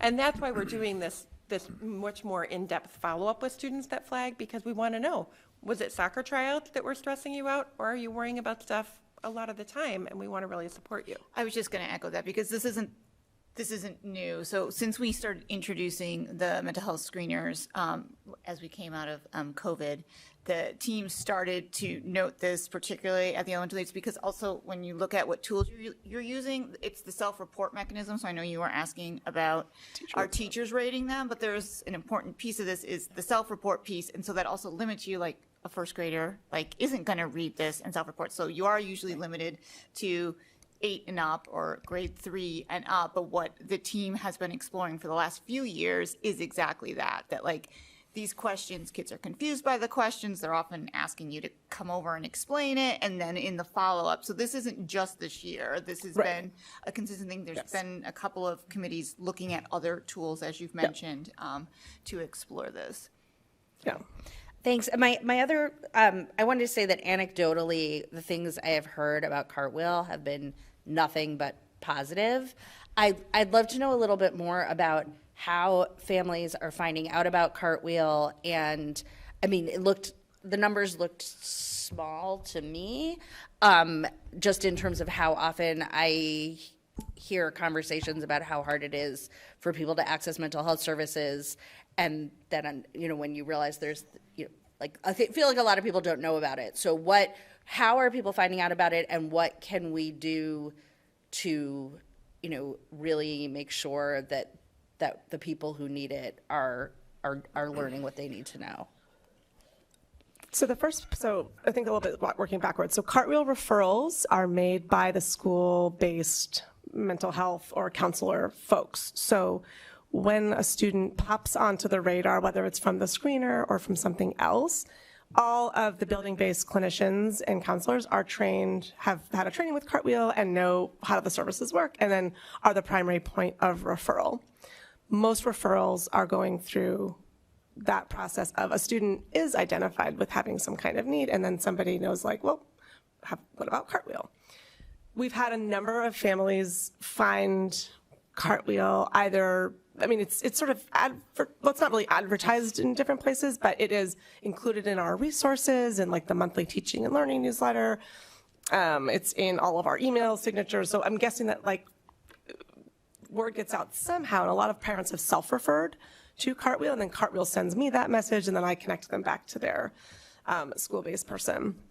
So in terms of, and it's not an unlimited service. Mm-hmm. So it is a contract to bridge the gap for those most in need with finding immediate virtual short-term care. It is by no means the only kind of referral that our school-based staff are able to make, and some of the work we do is to support the building-based folks with finding good referrals that are available, that maybe take insurance, or if you don't need insurance, so that's fine. We're always working on finding the right referrals for the families and students that are popping up. So it's one of the many different ways. I guess because my kids are younger, and that's the population that the parents who I talk to the most, my concern is, and it's anecdotal, are the kids that aren't evident at school because they're holding it together at school, but might really benefit from something. Sometimes I worry about, like, I think what you said about, like, we talk about mental health, there's much less stigma. All of those things are true and really good, and things are much better than they were when I was in school many years ago. But I think there's a subset of the population for whom that is not as true, and those are the kids I'm most worried about. And I just want to do as much as we can for those kids. Yeah. The other thing there's just to mention about Cartwheel is Cartwheel's model does not provide direct service to children under third grade.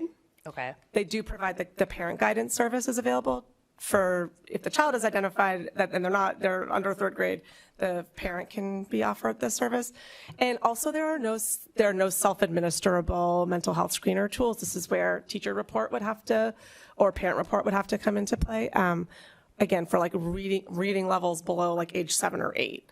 So again, that's one of the reasons why third grade is the magic number for those kinds of screeners. But third graders aren't getting screened, right? Yeah, not this year. Okay. So the only thing I was just going to add is this is different than the service the town had through William James that we previously, and I'm losing the acronym already. Interface. Whereas that was, you could call up, it was a number as a resident of Arlington, you could call up. When we were looking at, when Mr. Cardin had asked about Cartwheel, one of the things that is different about that is it is school, essentially, slots that you purchase, and it's directed from a school referral, and it is intended for the interim short-term care until you get connected to a long-term therapist. William James doesn't offer the interim care, and when we were looking at the numbers of school students and families who were using Interface through the town, because we would get that data from them, the folks who are actually using that, that's the amount that we purchase, Right, you know, for a like, cartwheel. you know, if we had 77, the way you can purchase, as you said, it's like 100, 150, and, you know, and so they're different services. So it's not the exact same thing, Right. but it was addressing that what we were hearing was that need for interim care while you were looking for your forever care, as they like to say. And William James just helps you look for your forever care. And there were long waits. Right. Our counselors were saying, I can do the same type of work that William James is doing. They still can, but this is for those really acute cases where we're like, It didn't feel good to identify students with mental health needs and have nowhere to send them tomorrow. Yes. Right? So Cartwheel has really helped us meet a need there. And they also help with referrals. I forget the exact number, but the majority of the folks that do sign on for Cartwheel do not end up seeking or needing or requesting longer-term care. The short-term intervention is where most students and families feel is appropriate. Where there is longer-term care needs, Cartwheel can continue their care until we find a more forever therapist. And again, Cartwheel virtual therapy isn't the best fit for everyone either. So it could never be our only, and shouldn't be our only, everyone should have Cartwheel, because it's not really the best fit for everyone either. That's where the human touch of our counselors and social workers, knowing the resources in the community, referring out appropriately, making good referrals and matches is still the work of a school-based counseling person. Mr. Carden. Thank you. So yes, thank you for implementing Cartwheel. I'm glad that we were able to do that. It's a big win for the district. I do think there's a distinction. There's still a need in the community for more mental health supports from AYCC or other issues for these kids that are having issues at home that aren't really impacting their education. That's not really our role. We're not the mental health provider in town. We're the education provider. But maybe we can work with AYCC and other creative ways to sort of meet that need. So one thing I wanted to mention, we're working on the MTSS initiative, and you mentioned that briefly. I think people sort of forget that SEL can be part of that, and the SST teams also. Yeah. So let's make sure that as an initiative moves forward, that we include the social emotional piece and the supports that we provide there. And then just there was a recent article just this week. I don't know if you saw it in the New York Times. Are we talking too much about mental health? I just read that one too. So interesting to consider. Just wanted to know if you had any initial reactions to that. If anybody else hasn't seen it, there's one or two studies that have emerged about these SEL programs, evaluating some of the SEL programs, not in the U.S. One was in the UK, New and Zealand, one was in Australia, about maybe we're talking about mental health too much, and it's actually causing more discomfort and more issues than would be if we were more subtle about it. Yeah, I really appreciate that perspective. It hasn't, it didn't and it doesn't, the article researchers don't claim to say we have the definitive word on you should stop talking about mental health in schools. But it does. Just asking the question. And it gets you to think about how are we talking about mental health in schools, and it focused on a lot of these kind of universal mindfulness and social emotional curricula that were rolled out school-wide, which might have given students more vocabulary around symptoms. Symptoms aren't disorders or diagnoses. And if you don't have the capacity to do the right kind of meaningful follow-up on that, needs to, that's the tier one. So I want to also agree with you. We definitely need to continue to think about how this lives in tier one and tier two, whereas when we're pulling kids out for elevated symptoms who might need a lot of extra stuff, right, we're not in tier one and tier two anymore. So that will remain a focus. I agree with that. And if you're teaching a lot about this stuff and you're asking kids a lot about how they're feeling and you don't have the capacity to follow up and do that kind of ongoing education delivered by qualified sort of mental health or SEL savvy people, I could see I can see where those results came from that article published. So I think it's a really important, overall, I think we're still, it's still worth it versus trash it.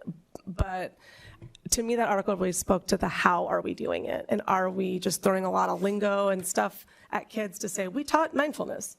But what we taught was, if you're anxious, you must have a coping strategy, whereas sometimes anxiety is also just a normal part of life. And how are we delivering that, and who's delivering that message? I wondered how that factored into the results of those studies. So I appreciate you bringing that up. Thank you. Because I found that article very interesting as well. Dr. Allison Ampe. Thank you. So thank you for your presentation. The question that I have is kind of how you're approaching your work with these screeners and things, and how you're deciding which one you're using, how good is it, you're talking about how you feel like with the elementary students that you felt like it doesn't match what you're seeing, but I wonder from the top, what's your approach to doing it? So to some extent, the program that we have as it exists now was the screener tools, et cetera, were chosen. The process was in place when I started last year. And I know that my predecessor, but also I then also have been attending many of the DESE provided sort of PLC and networking groups for folks that are implementing universal mental health screening. And there are a couple of resources that all of us in this mental health screener world are familiar with in terms of like how to evaluate screeners, how to evaluate your needs, how to like pick the right tools for your population. So in consulting with those groups, attending those PLCs, kind of checking our practices against what other best practices are, and staying on top of what seems to be working for school districts like ours, or meeting needs that we're, so that's one way that we're approaching it, is by making sure that we're sort of staying current and like up to date on what the best practices are through the training and resources that DESE partners with us on. I will also say that, to be perfectly honest, there are a very limited number of self-administrable free tools. So That are norm referenced and predicted. that are actually like norm standardized, like have some validity in the sort of mental health world. Like these tools are mental health screeners. They were not designed to be administered in schools, really. They were designed for doctors' offices, therapists' offices, but they are adaptable to schools. It's not working. I do think that the issues with the elementary screener have a lot to do with the wording is a little tricky in the questions. It's 14 questions that all feature the word anxiety. Some of them are like, do you never feel anxious? Yes, no, maybe. Do you always feel anxious? Yes, no, maybe. Some teachers thought that there might have even been some, with a little bit of the reading delays coming out of COVID, that while it says a child as young as 7 can take this screener, was that really where we were at? Again, the tool hasn't been updated since 1997, and we actually did reach out to the university last year to try and talk to somebody from that team that still promotes that screener to find out, like, where are we at? Is this still a valid, reliable tool? And it is. Obviously, it hasn't been pulled off the market per se, but for what our use, it hasn't seemed to align with what the folks in the classrooms and in the buildings know about the students. So in looking at different tools, there are a couple of others that we could have considered, and we might still someday need to consider if we find that the Panorama tool doesn't meet the needs or doesn't feel like it's giving us the information that we need. Yeah, I guess I'd like to know if a paid survey would do a better job in, either it be more specific, then the question is how much is it and stuff, but it's certainly something that, depending on the cost, I would be open to considering. But I'm only one of 7 of us, but I think it's more important that we get good data than we get free data. And so. In all honesty, I don't have any experience using some of the tools that I'm aware of that are not free. I will say that, and I don't have a good answer for, like, is there a paid tool that is better? Because I do think that many of the free tools are great. I know the ones that, like, my kid's doctor's office uses. So I'm less worried about the tool isn't as good because it's not like a paid tool. But Let Superintendent Holman come in. I just want to note that Panorama is a paid tool. And I was just going to say, I realize that. Panorama is paid. Right. So, but we'll see. I mean, and we know Panorama has, we'll just see what the data looks like. Right. And I also want to just, I want to just remind us of the context that this is one tool in the context and in the hands of trained and skilled mental health folks that are in the schools, working with our kids, collaborating with their teacher colleagues. There's a lot of different data points, right, that go into identifying our students' needs. This is one of those tools, and I certainly wouldn't want to just be like, it's not a great tool, let's not do anything. But it is one of the tools we use. It's one of the ways we collect data, and it is not always the most accurate way, regardless of the tool. And that's why we have trained personnel, people's, youth mental health first aid, trainings for adults. Like, this is why we come at it in a lot of different ways to be catching the students that need to be caught. Okay, thank you. Student reps again. Hi, again. I was curious about the levels of responses at the high school. Are you seeing like similar levels of responses in the Panorama data or only in the screener? No, that is a great question, because I looked into that about this, because I was thinking, well, how do I know if Panorama is going to be any better? The high school Panorama response rates to date have been hovering around like the 72%, which is really good. So much higher than what we're getting with the mental health screener right now. So my hope is that some of that will transfer to the SEL competency and well-being questions on the Panorama tool when we roll it out, if we roll it out at the high school. Thank you. Continue, please. All right. So I was wondering if there's a plan to tackle sort of more specific issues that sort of stem anxiety or stem bad mental health that aren't just like help for anxiety, like for instance, like competitive grade system or just not getting enough sleep and stuff like that. That is also a great question.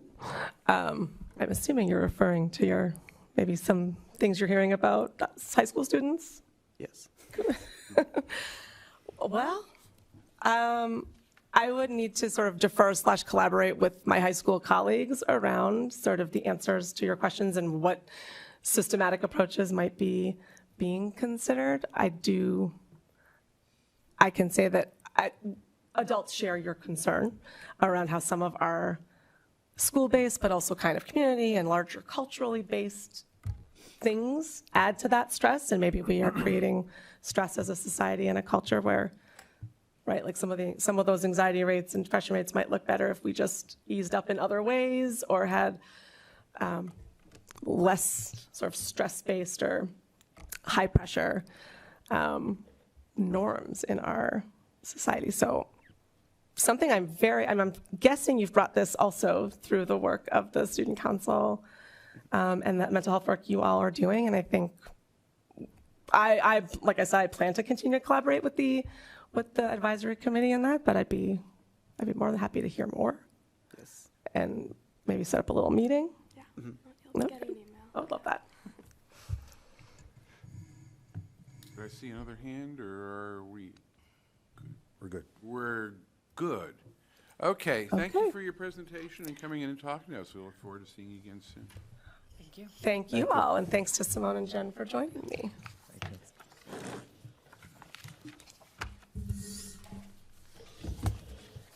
And now we move on to draft district goals.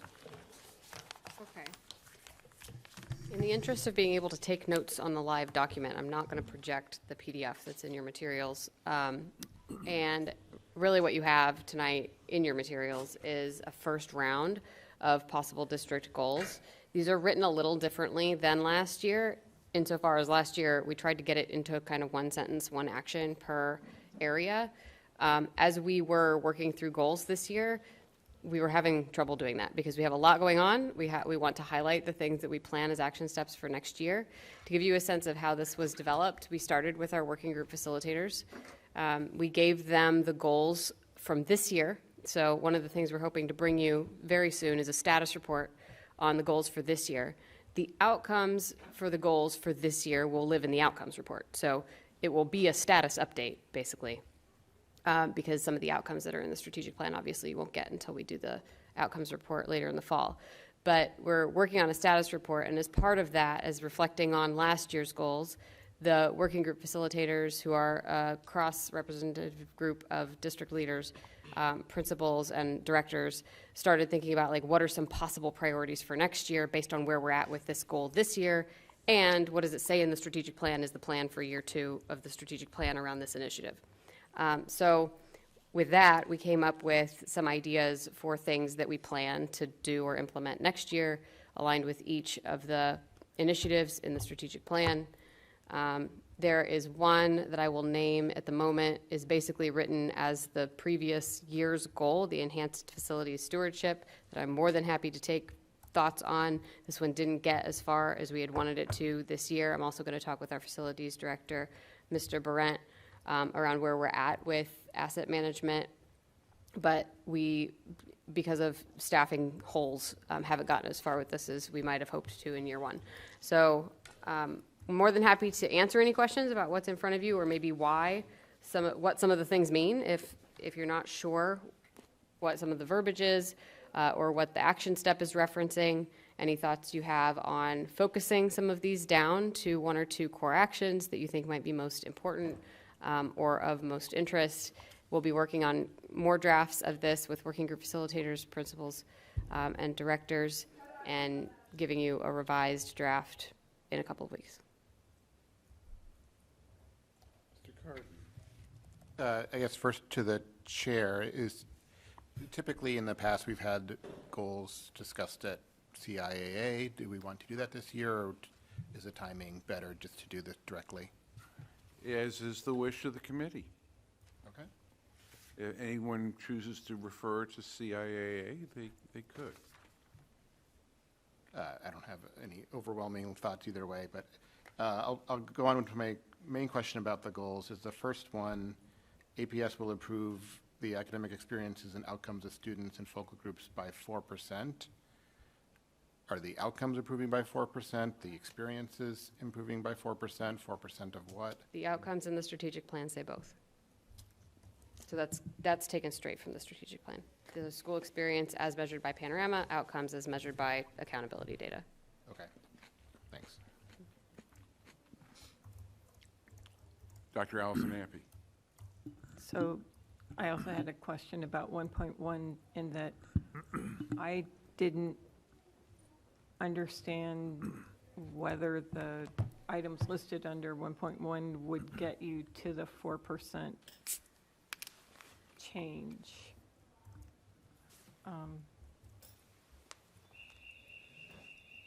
So that's one question.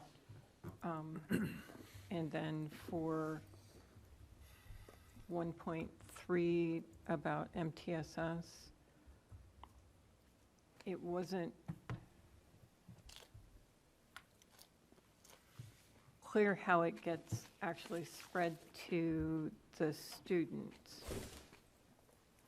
And I don't know if this is problems with the wording of the goal or the things. It just, to me, it sounded like there was talk about it, but it wasn't clear how it was actually getting into the students. And then, so I think 2.3, I wanted to point out the part about effectively and collaboratively implementing the new terms of the APS collective bargaining agreements. I think that's an excellent goal. I think that is absolutely wonderful, and is something that will really help us going forward. So I'm very much in favor of that. And then finally, I think this is my last, okay, my computer's going to die soon. So under 3.1, I'm wondering, it talks about complete the APS instructional technology and space vision and guiding principles. when are we getting, is this the technology Yes. plan? Okay, so that, I did not realize that. So, That it includes, it is meant to include and was meant to include when we drafted the strategic plan, also components, and this is what the working group has been focused on, components of a classroom that we think create an inclusive space. So what are the sort of core components that need to be in every classroom, technology-wise, accessibility-wise, what does the space look like, and what is the technology available to the students? So there's a technology piece to this that's sort of having a refresh plan and having a plan to make sure that all the projectors work at a school. But there's also how does that contribute to a learning space that's inclusive? Mm-hmm. Technology is a big part of that, but it's not all of that. And so the Inclusive Spaces Working Group has been looking at spaces and talking to kids about spaces that are really inclusive and thinking about what makes a space more accessible and what kind of furniture is really useful in spaces like that. Where the working groups are working on reports of the work they have done up to this point that you'll also get at the end of the year that will serve as an addition to the status report on this year's goals and those space analyses that group has done should contribute to what is also a technology plan. So it's not just technology, but that is a major component of it. okay, and it'll have, like, we think we need to be buying computers every X many years. This many and years, this is how much it costs, yeah. Okay, great, thank you. Mr. Thielman. So I do think the cadence of this should be, the curriculum instruction and assessment committee should meet and kind of go through these in more detail so we can kind of talk about it in depth. Jane is here. I don't disagree, but the first I saw this was like 24 hours ago. So. She's nodding, so you could make a motion. Well, I'm going to get there, but thank you for helping me with that, Paul. Good idea. So I think the cadence should be, because, when we do the budget, as an analogy, when we do the budget subcommittee meets a lot. Seems to meet a lot to talk about the budget. There's often, like, meetings set aside for the budget. I think the district goals are as important as the budget. And so I think the cadence should be, so I'm going to make a motion that we refer this, I think we should keep talking about it because I have some things to say, but I have a motion that we should refer this to the Curriculum Instruction and Assessment Subcommittee, and the committee and the superintendent can work out a timeline for getting this to us for final approval. Second. Okay, motion by Mr. Thielman, second by Ms. Gittleson. So we now have a motion on the table. We can continue to discuss. Yeah, okay, so we can vote on the motion, or you want to keep talking? You keep talking if you like. Okay, thank you. So the one thing I would just say, to, I guess the question, Dr. Holman, is there's a lot of goals and objectives in here, and I'm just wondering, like, if you look back at this past year, were there goals and objectives that you didn't meet because of timing, because you didn't have the time to do it? Mm-hmm. And has that informed your thinking about this year's goals or next year's goals, and whether or not there's too many? Most of the things we weren't able to accomplish had to do with staffing gaps. Correct, yeah. So, yes, and we don't anticipate some of those gaps to be in place, or it's hard to anticipate some of those gaps being in place. I think we've also gotten some engines running that we hope sustain the work collectively, as opposed to this individual does these things, this individual does these things. And so that's why these come to you as with more bullets attached to them than last year's. And I apologize, the cadence of this, for some reason, I did not remember that we took these to CIAA, or we didn't one of the years that I was here. Maybe that was because of timing. So if I've gone out of order, I don't think you know. I had said that we were going to I was going to bring goals to you at this meeting 2 weeks ago, and I apologize. No, I don't think it's out of order. I think it's the right order. It comes to us, we kind of all see it as a group, then it goes to CIAA for further refinement. I'm not in trouble by the order of this coming to us first. That's not bothering me at all. I just think to get it right and to have, the committee should go and, debate it, discuss it in more depth. Okay, because it does feel like there's a lot here, and I think that maybe I'm projecting my own experience. We do something similar, and then as the year goes on, there's turnover, something happens, we lose a person or whatever, and then a key 3 or 4 or 5 different objectives within the goals don't get met because of staffing. So that was my only, I hope the curriculum committee kind of goes in depth into some of the,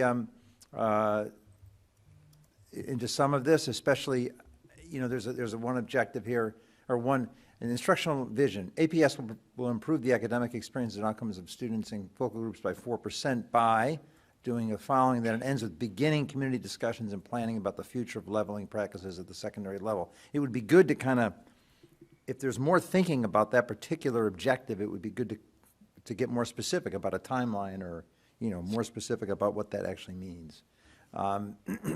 So that's my thought on that, and I agree with what Dr. Allison Ampe said earlier about some of the infrastructure operations and sustainability improvements. Thank you. So the motion, I made the motion. The motion is there. Any discussion on the motion? Hearing none. On motion by Mr. Thielman, seconded by Ms. Gittleson, to refer the draft district goals to the CIAA subcommittee. All in favor? Aye. Yes. Any opposed? Any extensions? That's a unanimous vote. 7-0. Any other questions, comments, or discussions on goals? Hearing none, will you move on to the superintendent's update?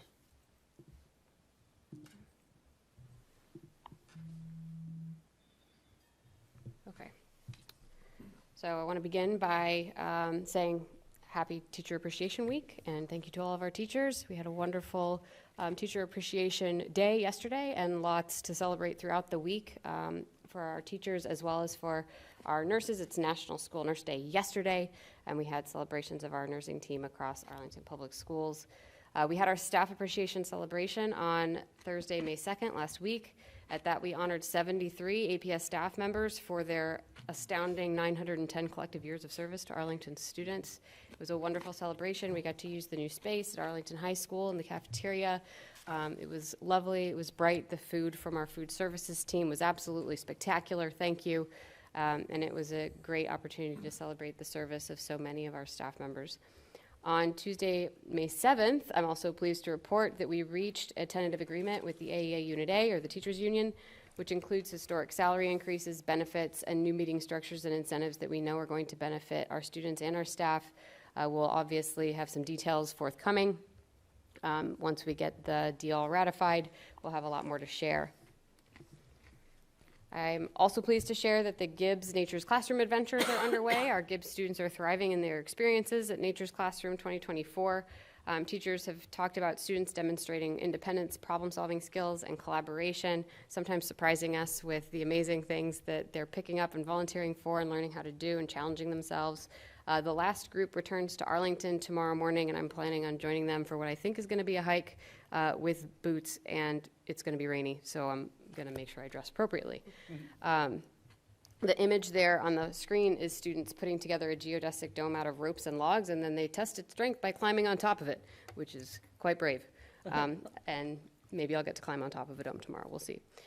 Principal and educator professional learning is underway in preparation for the EL rollout. Our principals are doing a 6-session professional development series, and cohort 2 started PD this spring using our all-district early release. Dr. Ford Walker, anything to add to that? No, just to add that we are continuously updating the PD as we're receiving feedback from our educators and our leaders. What I mean by that is we are trying to make sure that the PD offerings that we're providing are really meeting the immediate goals that educators have, as well as thinking about some of the long-term goals that educators also have. And so we're constantly shifting and providing that feedback to our partners over at EL. And so we want to make sure that the offerings are meaningful, but also really providing folks with an opportunity to really be set up for success for the full implementation in the fall. And just as evidence of that, we've shifted our provider this year to work directly with EL Education, which has been an excellent shift. Our principals asked for PD directly targeted at them at some point in, I think, February, and by March, Dr. Ford Walker had set it up. So we're trying to be as agile as we can in providing the support that people feel like they need when they tell us that they need it. We have applications open for a diversity, equity, inclusion, belonging, and justice task force. This is a committee that will meet to discuss diversity and equity issues in the district. It's intended to be a cross-representational committee that can plan for implementation of community conversations or events, share their perspectives across different roles in the system. Information is posted to our website. Socials is being disseminated via town channels, and we invite interested community members to apply or reach out to us for more information. We're also hosting our second annual LGBTQIA+ Pride celebration on May 18th on the AHS front lawn from 11 to 2 p.m. We hope that community members will join us for music, arts and crafts, games, community, lots of fun. It was a well-attended event last year. We're hoping for some good weather. Dr. Ford Walker is the liaison. Anything else to add on that? Just, you're welcome to come. It'll be a fun time. I think I'm done asking you to jump in. It was fun last year. It was a lot of fun last year. We are also planning for a parent-caregiver engagement lead meetup on June 12th, 4 to 6 p.m. It's here in the school committee room. I emailed members about it earlier today. I just want to clarify that this is for the leads of any groups that meet that are parent or caregiver engagement groups. We know that there are different groups that have met through history, and we're hoping that if there are groups out there that are parent-led, that are targeted at making sure our schools are a wonderful place for their students, that they come, introduce themselves, meet other leads from throughout the district. We're going to share some things that we've learned this year, some plans for next year, get some feedback on what makes for really strong engagement and involvement, and think about ways to get more people strongly engaged and involved with our schools, and different ways that that can happen. So we're looking forward to that on June 12th. We also have coming up the Bridging Two Communities Family Walk. This has been an event that has grown and grown and grown a lot over the last few years. Arlington Metco invites you to join us on May 19th from 1 to 3 at the Arboretum. We walk together, we connect our communities, we build new friendships, and again, we're hoping for some decent weather for the walk this year. And I'm pleased to report that our friends in Nagao Kakyo, Japan, visited us, including the mayor of Nagao Kakyo, and 6 mayoral delegates and 20 students who joined us to celebrate our Sister City partnership. The picture there is of Mayor Kengo and of the students from Nagao Kakyo teaching our students at the high school a dance that is a traditional cultural dance in Japan. And our students were very into it. They had a lot of fun. The students performed this both for our high school students and Audison students, and taught them how to do it, and also when they visited at Dallin. It was a wonderful visit. We had a dinner at Town Hall with a number of town officials and elected officials to celebrate the Sister City partnership. We were celebrating our 40th anniversary of this partnership, and we're looking forward to working on and improving upon the partnership and visits in the coming years. Okay, almost done. A few more updates. We have updates on administrative hiring searches. We have completed the search for Assistant Superintendent of Finance and Operations, and we welcome Fran Gorski to the team. We've completed the K-12 Director of Mathematics and Computer Science search, and we want to say congratulations to Octavia Bronner, who was the interim this past year and will be the permanent director moving forward. We've completed the Bishop Assistant Principal search. Welcome to Kathleen Early. And the Hardy Principal search. Welcome to Gretchen Saunders. We have an ongoing search for Audison Middle School Assistant Principal, an upcoming search for Pierce Assistant Principal, and congratulations to Julia McEwen, who will go be a principal in Watertown. She leaves that vacancy, and so Mr. Amati will be opening up a search for the Pierce Assistant Principal.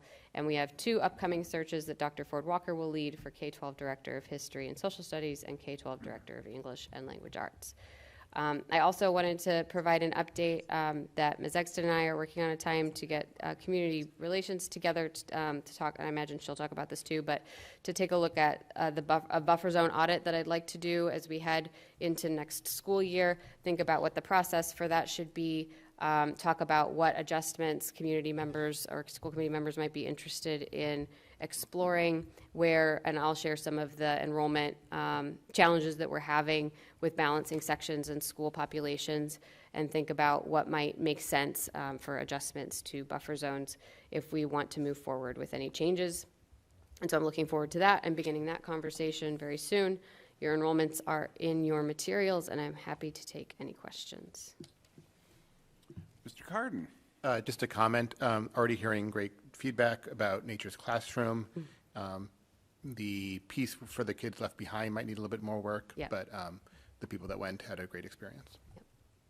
We're aware of some of the challenges with what happened with folks left behind. We're working on it. Dr. Allison Ampe.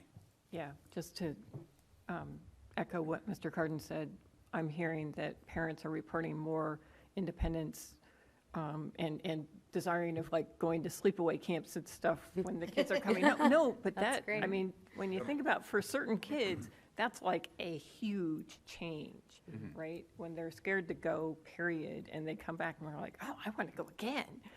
That's just great. And I think that's one of, having seen some of this when my kids had gone through what previous incarnation was, I think that's part of why we have been pushing so hard for this, because in this kind of hyper-scheduled world and with people having very varying access to things like this, this is a way that we can provide one instance of this kind of education to students that can really make a difference, even if it's not directly academic in nature. Since we're talking about it, I'll just add that I have to commend the Gibbs team. The staff have been exceptionally positive about the experience that they've had with the kids, who have the teachers who have been there with them. To Madame Pierre Maxwell, who, I mean, has lived and breathed this for the last, I mean, for many months, but for the last couple of weeks in particular, has been there every day, with the exception of today. She came back. She needed to answer email and, like, take a break. So Ms. Greiner was there. But there has been a Gibbs administrator there the entire time, and that has been really helpful in addressing anything that has come up.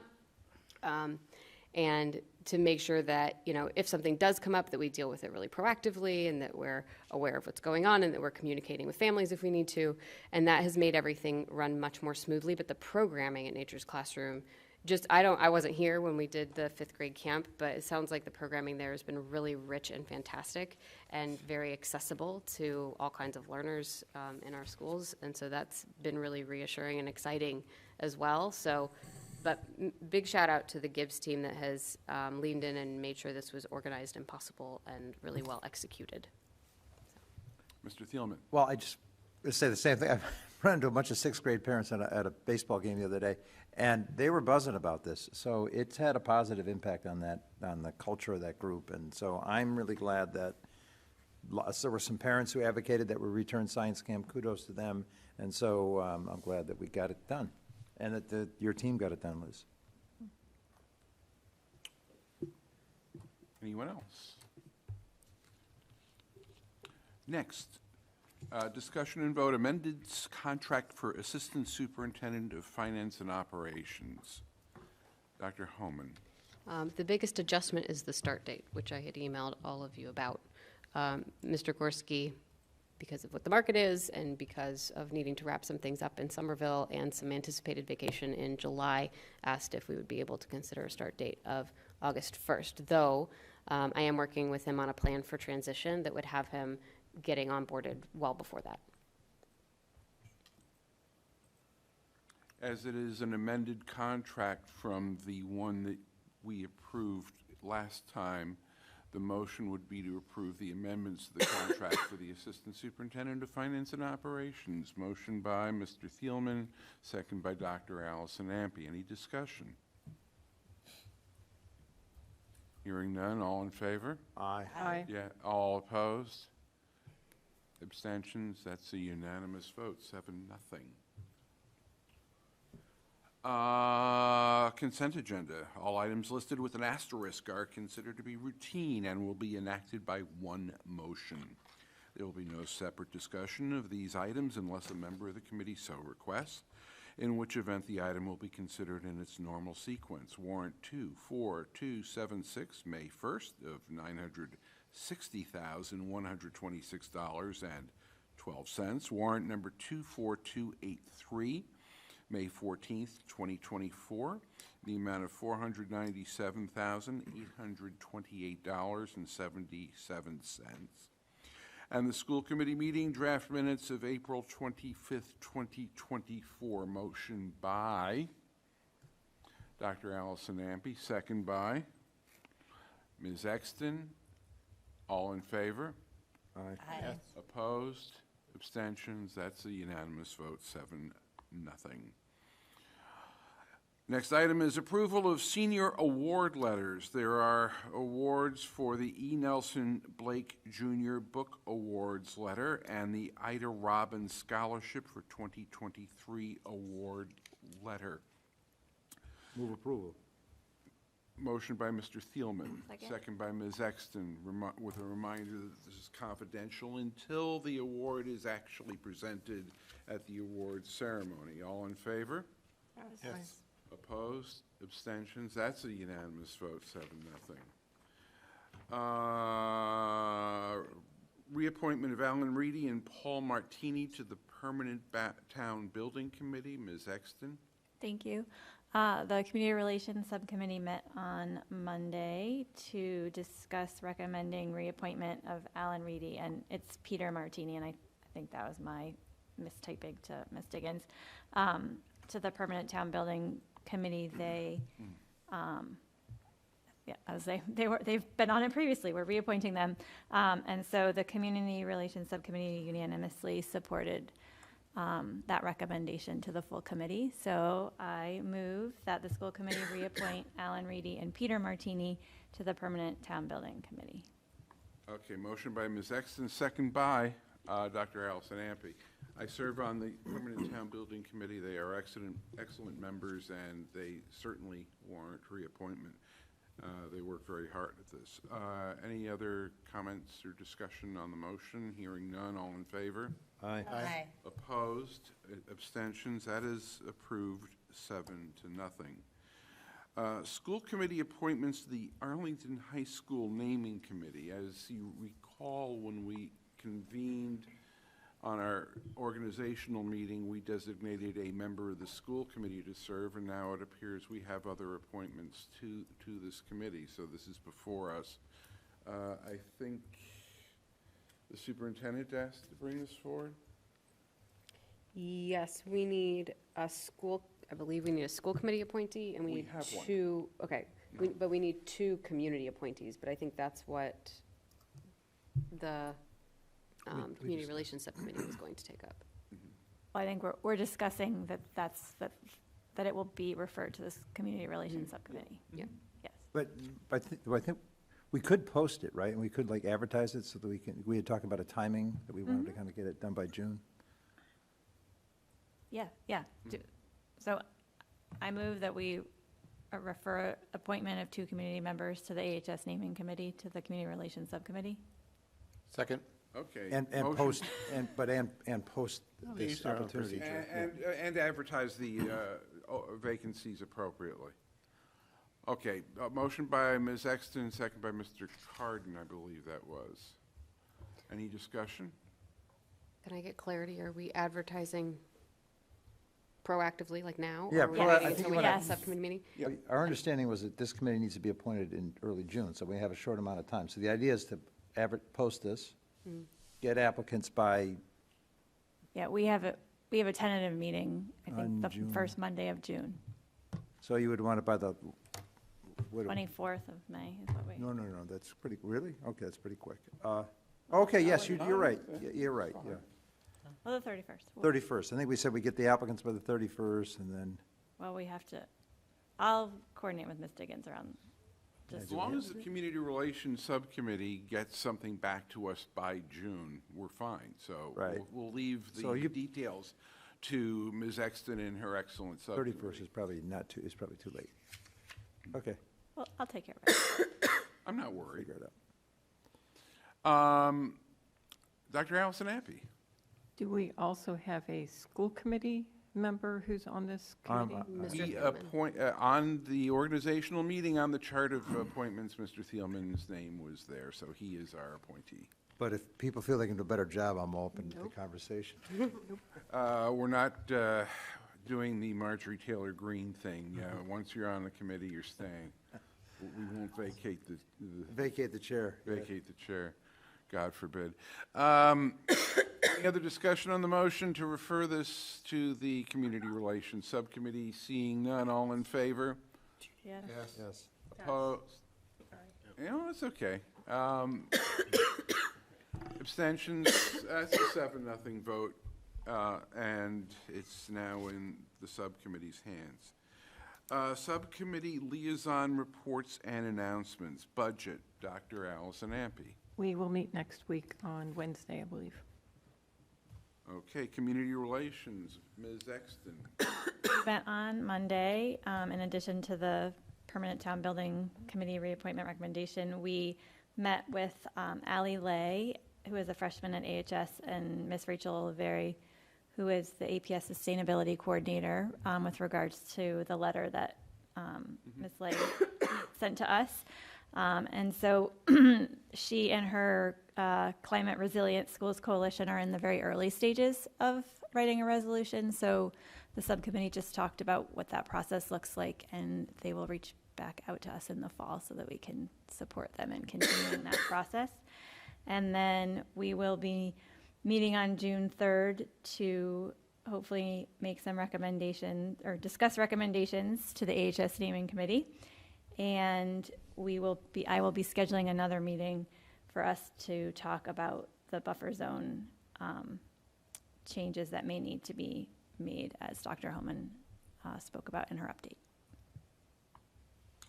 Thank you. CIAA, Ms. Morgan. No report, but we need to schedule a meeting, it sounds like. Facilities, Mr. Thielman. We're going to meet in early June. I'm just trying to get the calendar set. Policies and procedures, Mr. Cardin. Thanks. We have 2 meetings scheduled to try to get some work done before our next meeting here at this table.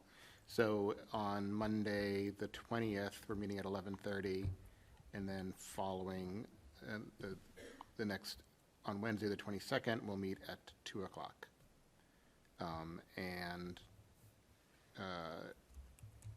Well, there'll be an agenda, but it's the policies that have been outstanding, plus the policies that the committee referred to the Policies Committee, and any other new ones that come up that people present for, including, I guess, the recycling policy we'll take a first look at.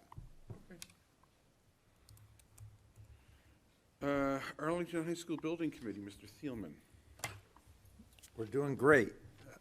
We had a very spirited meeting with the Conservation Commission, which extended our order of conditions. Dr. Allison Ampe was brilliant in our dialogue with the commission, and so we're moving forward with the project as scheduled. Thank you. Yeah, really. That is excellent news. Yeah. Thank you, Percy Doctor. outscienced them all. I think so. Well, she's brilliant, and she can out-science anybody.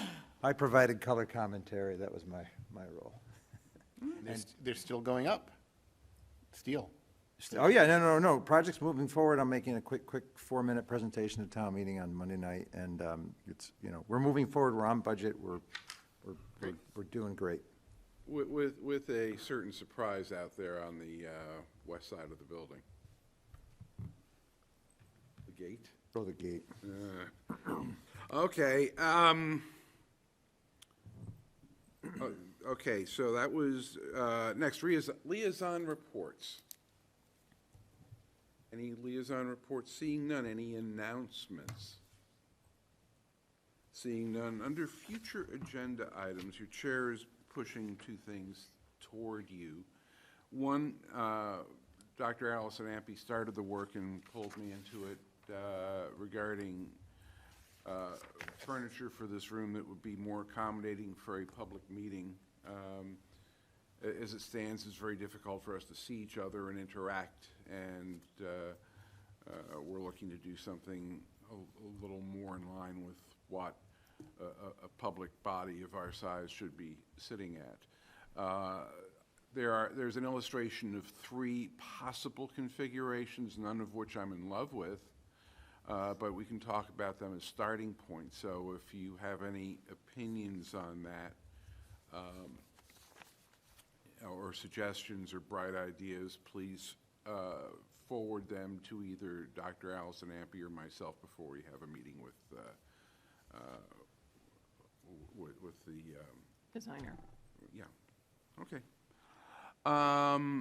Also, MASC resolutions. At the MASC Delegate Assembly last November, they passed a bylaw change so that any resolution that is passed by MASC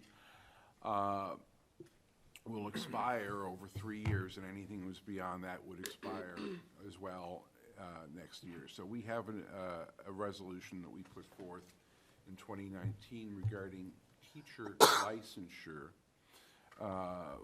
which, when it hit the Delegate Assembly, was split into two parts. One, calling for licensure to be governed by people who hold the license, because educators are the only profession or trade in Massachusetts where members of the profession are not on the board that licenses their own profession.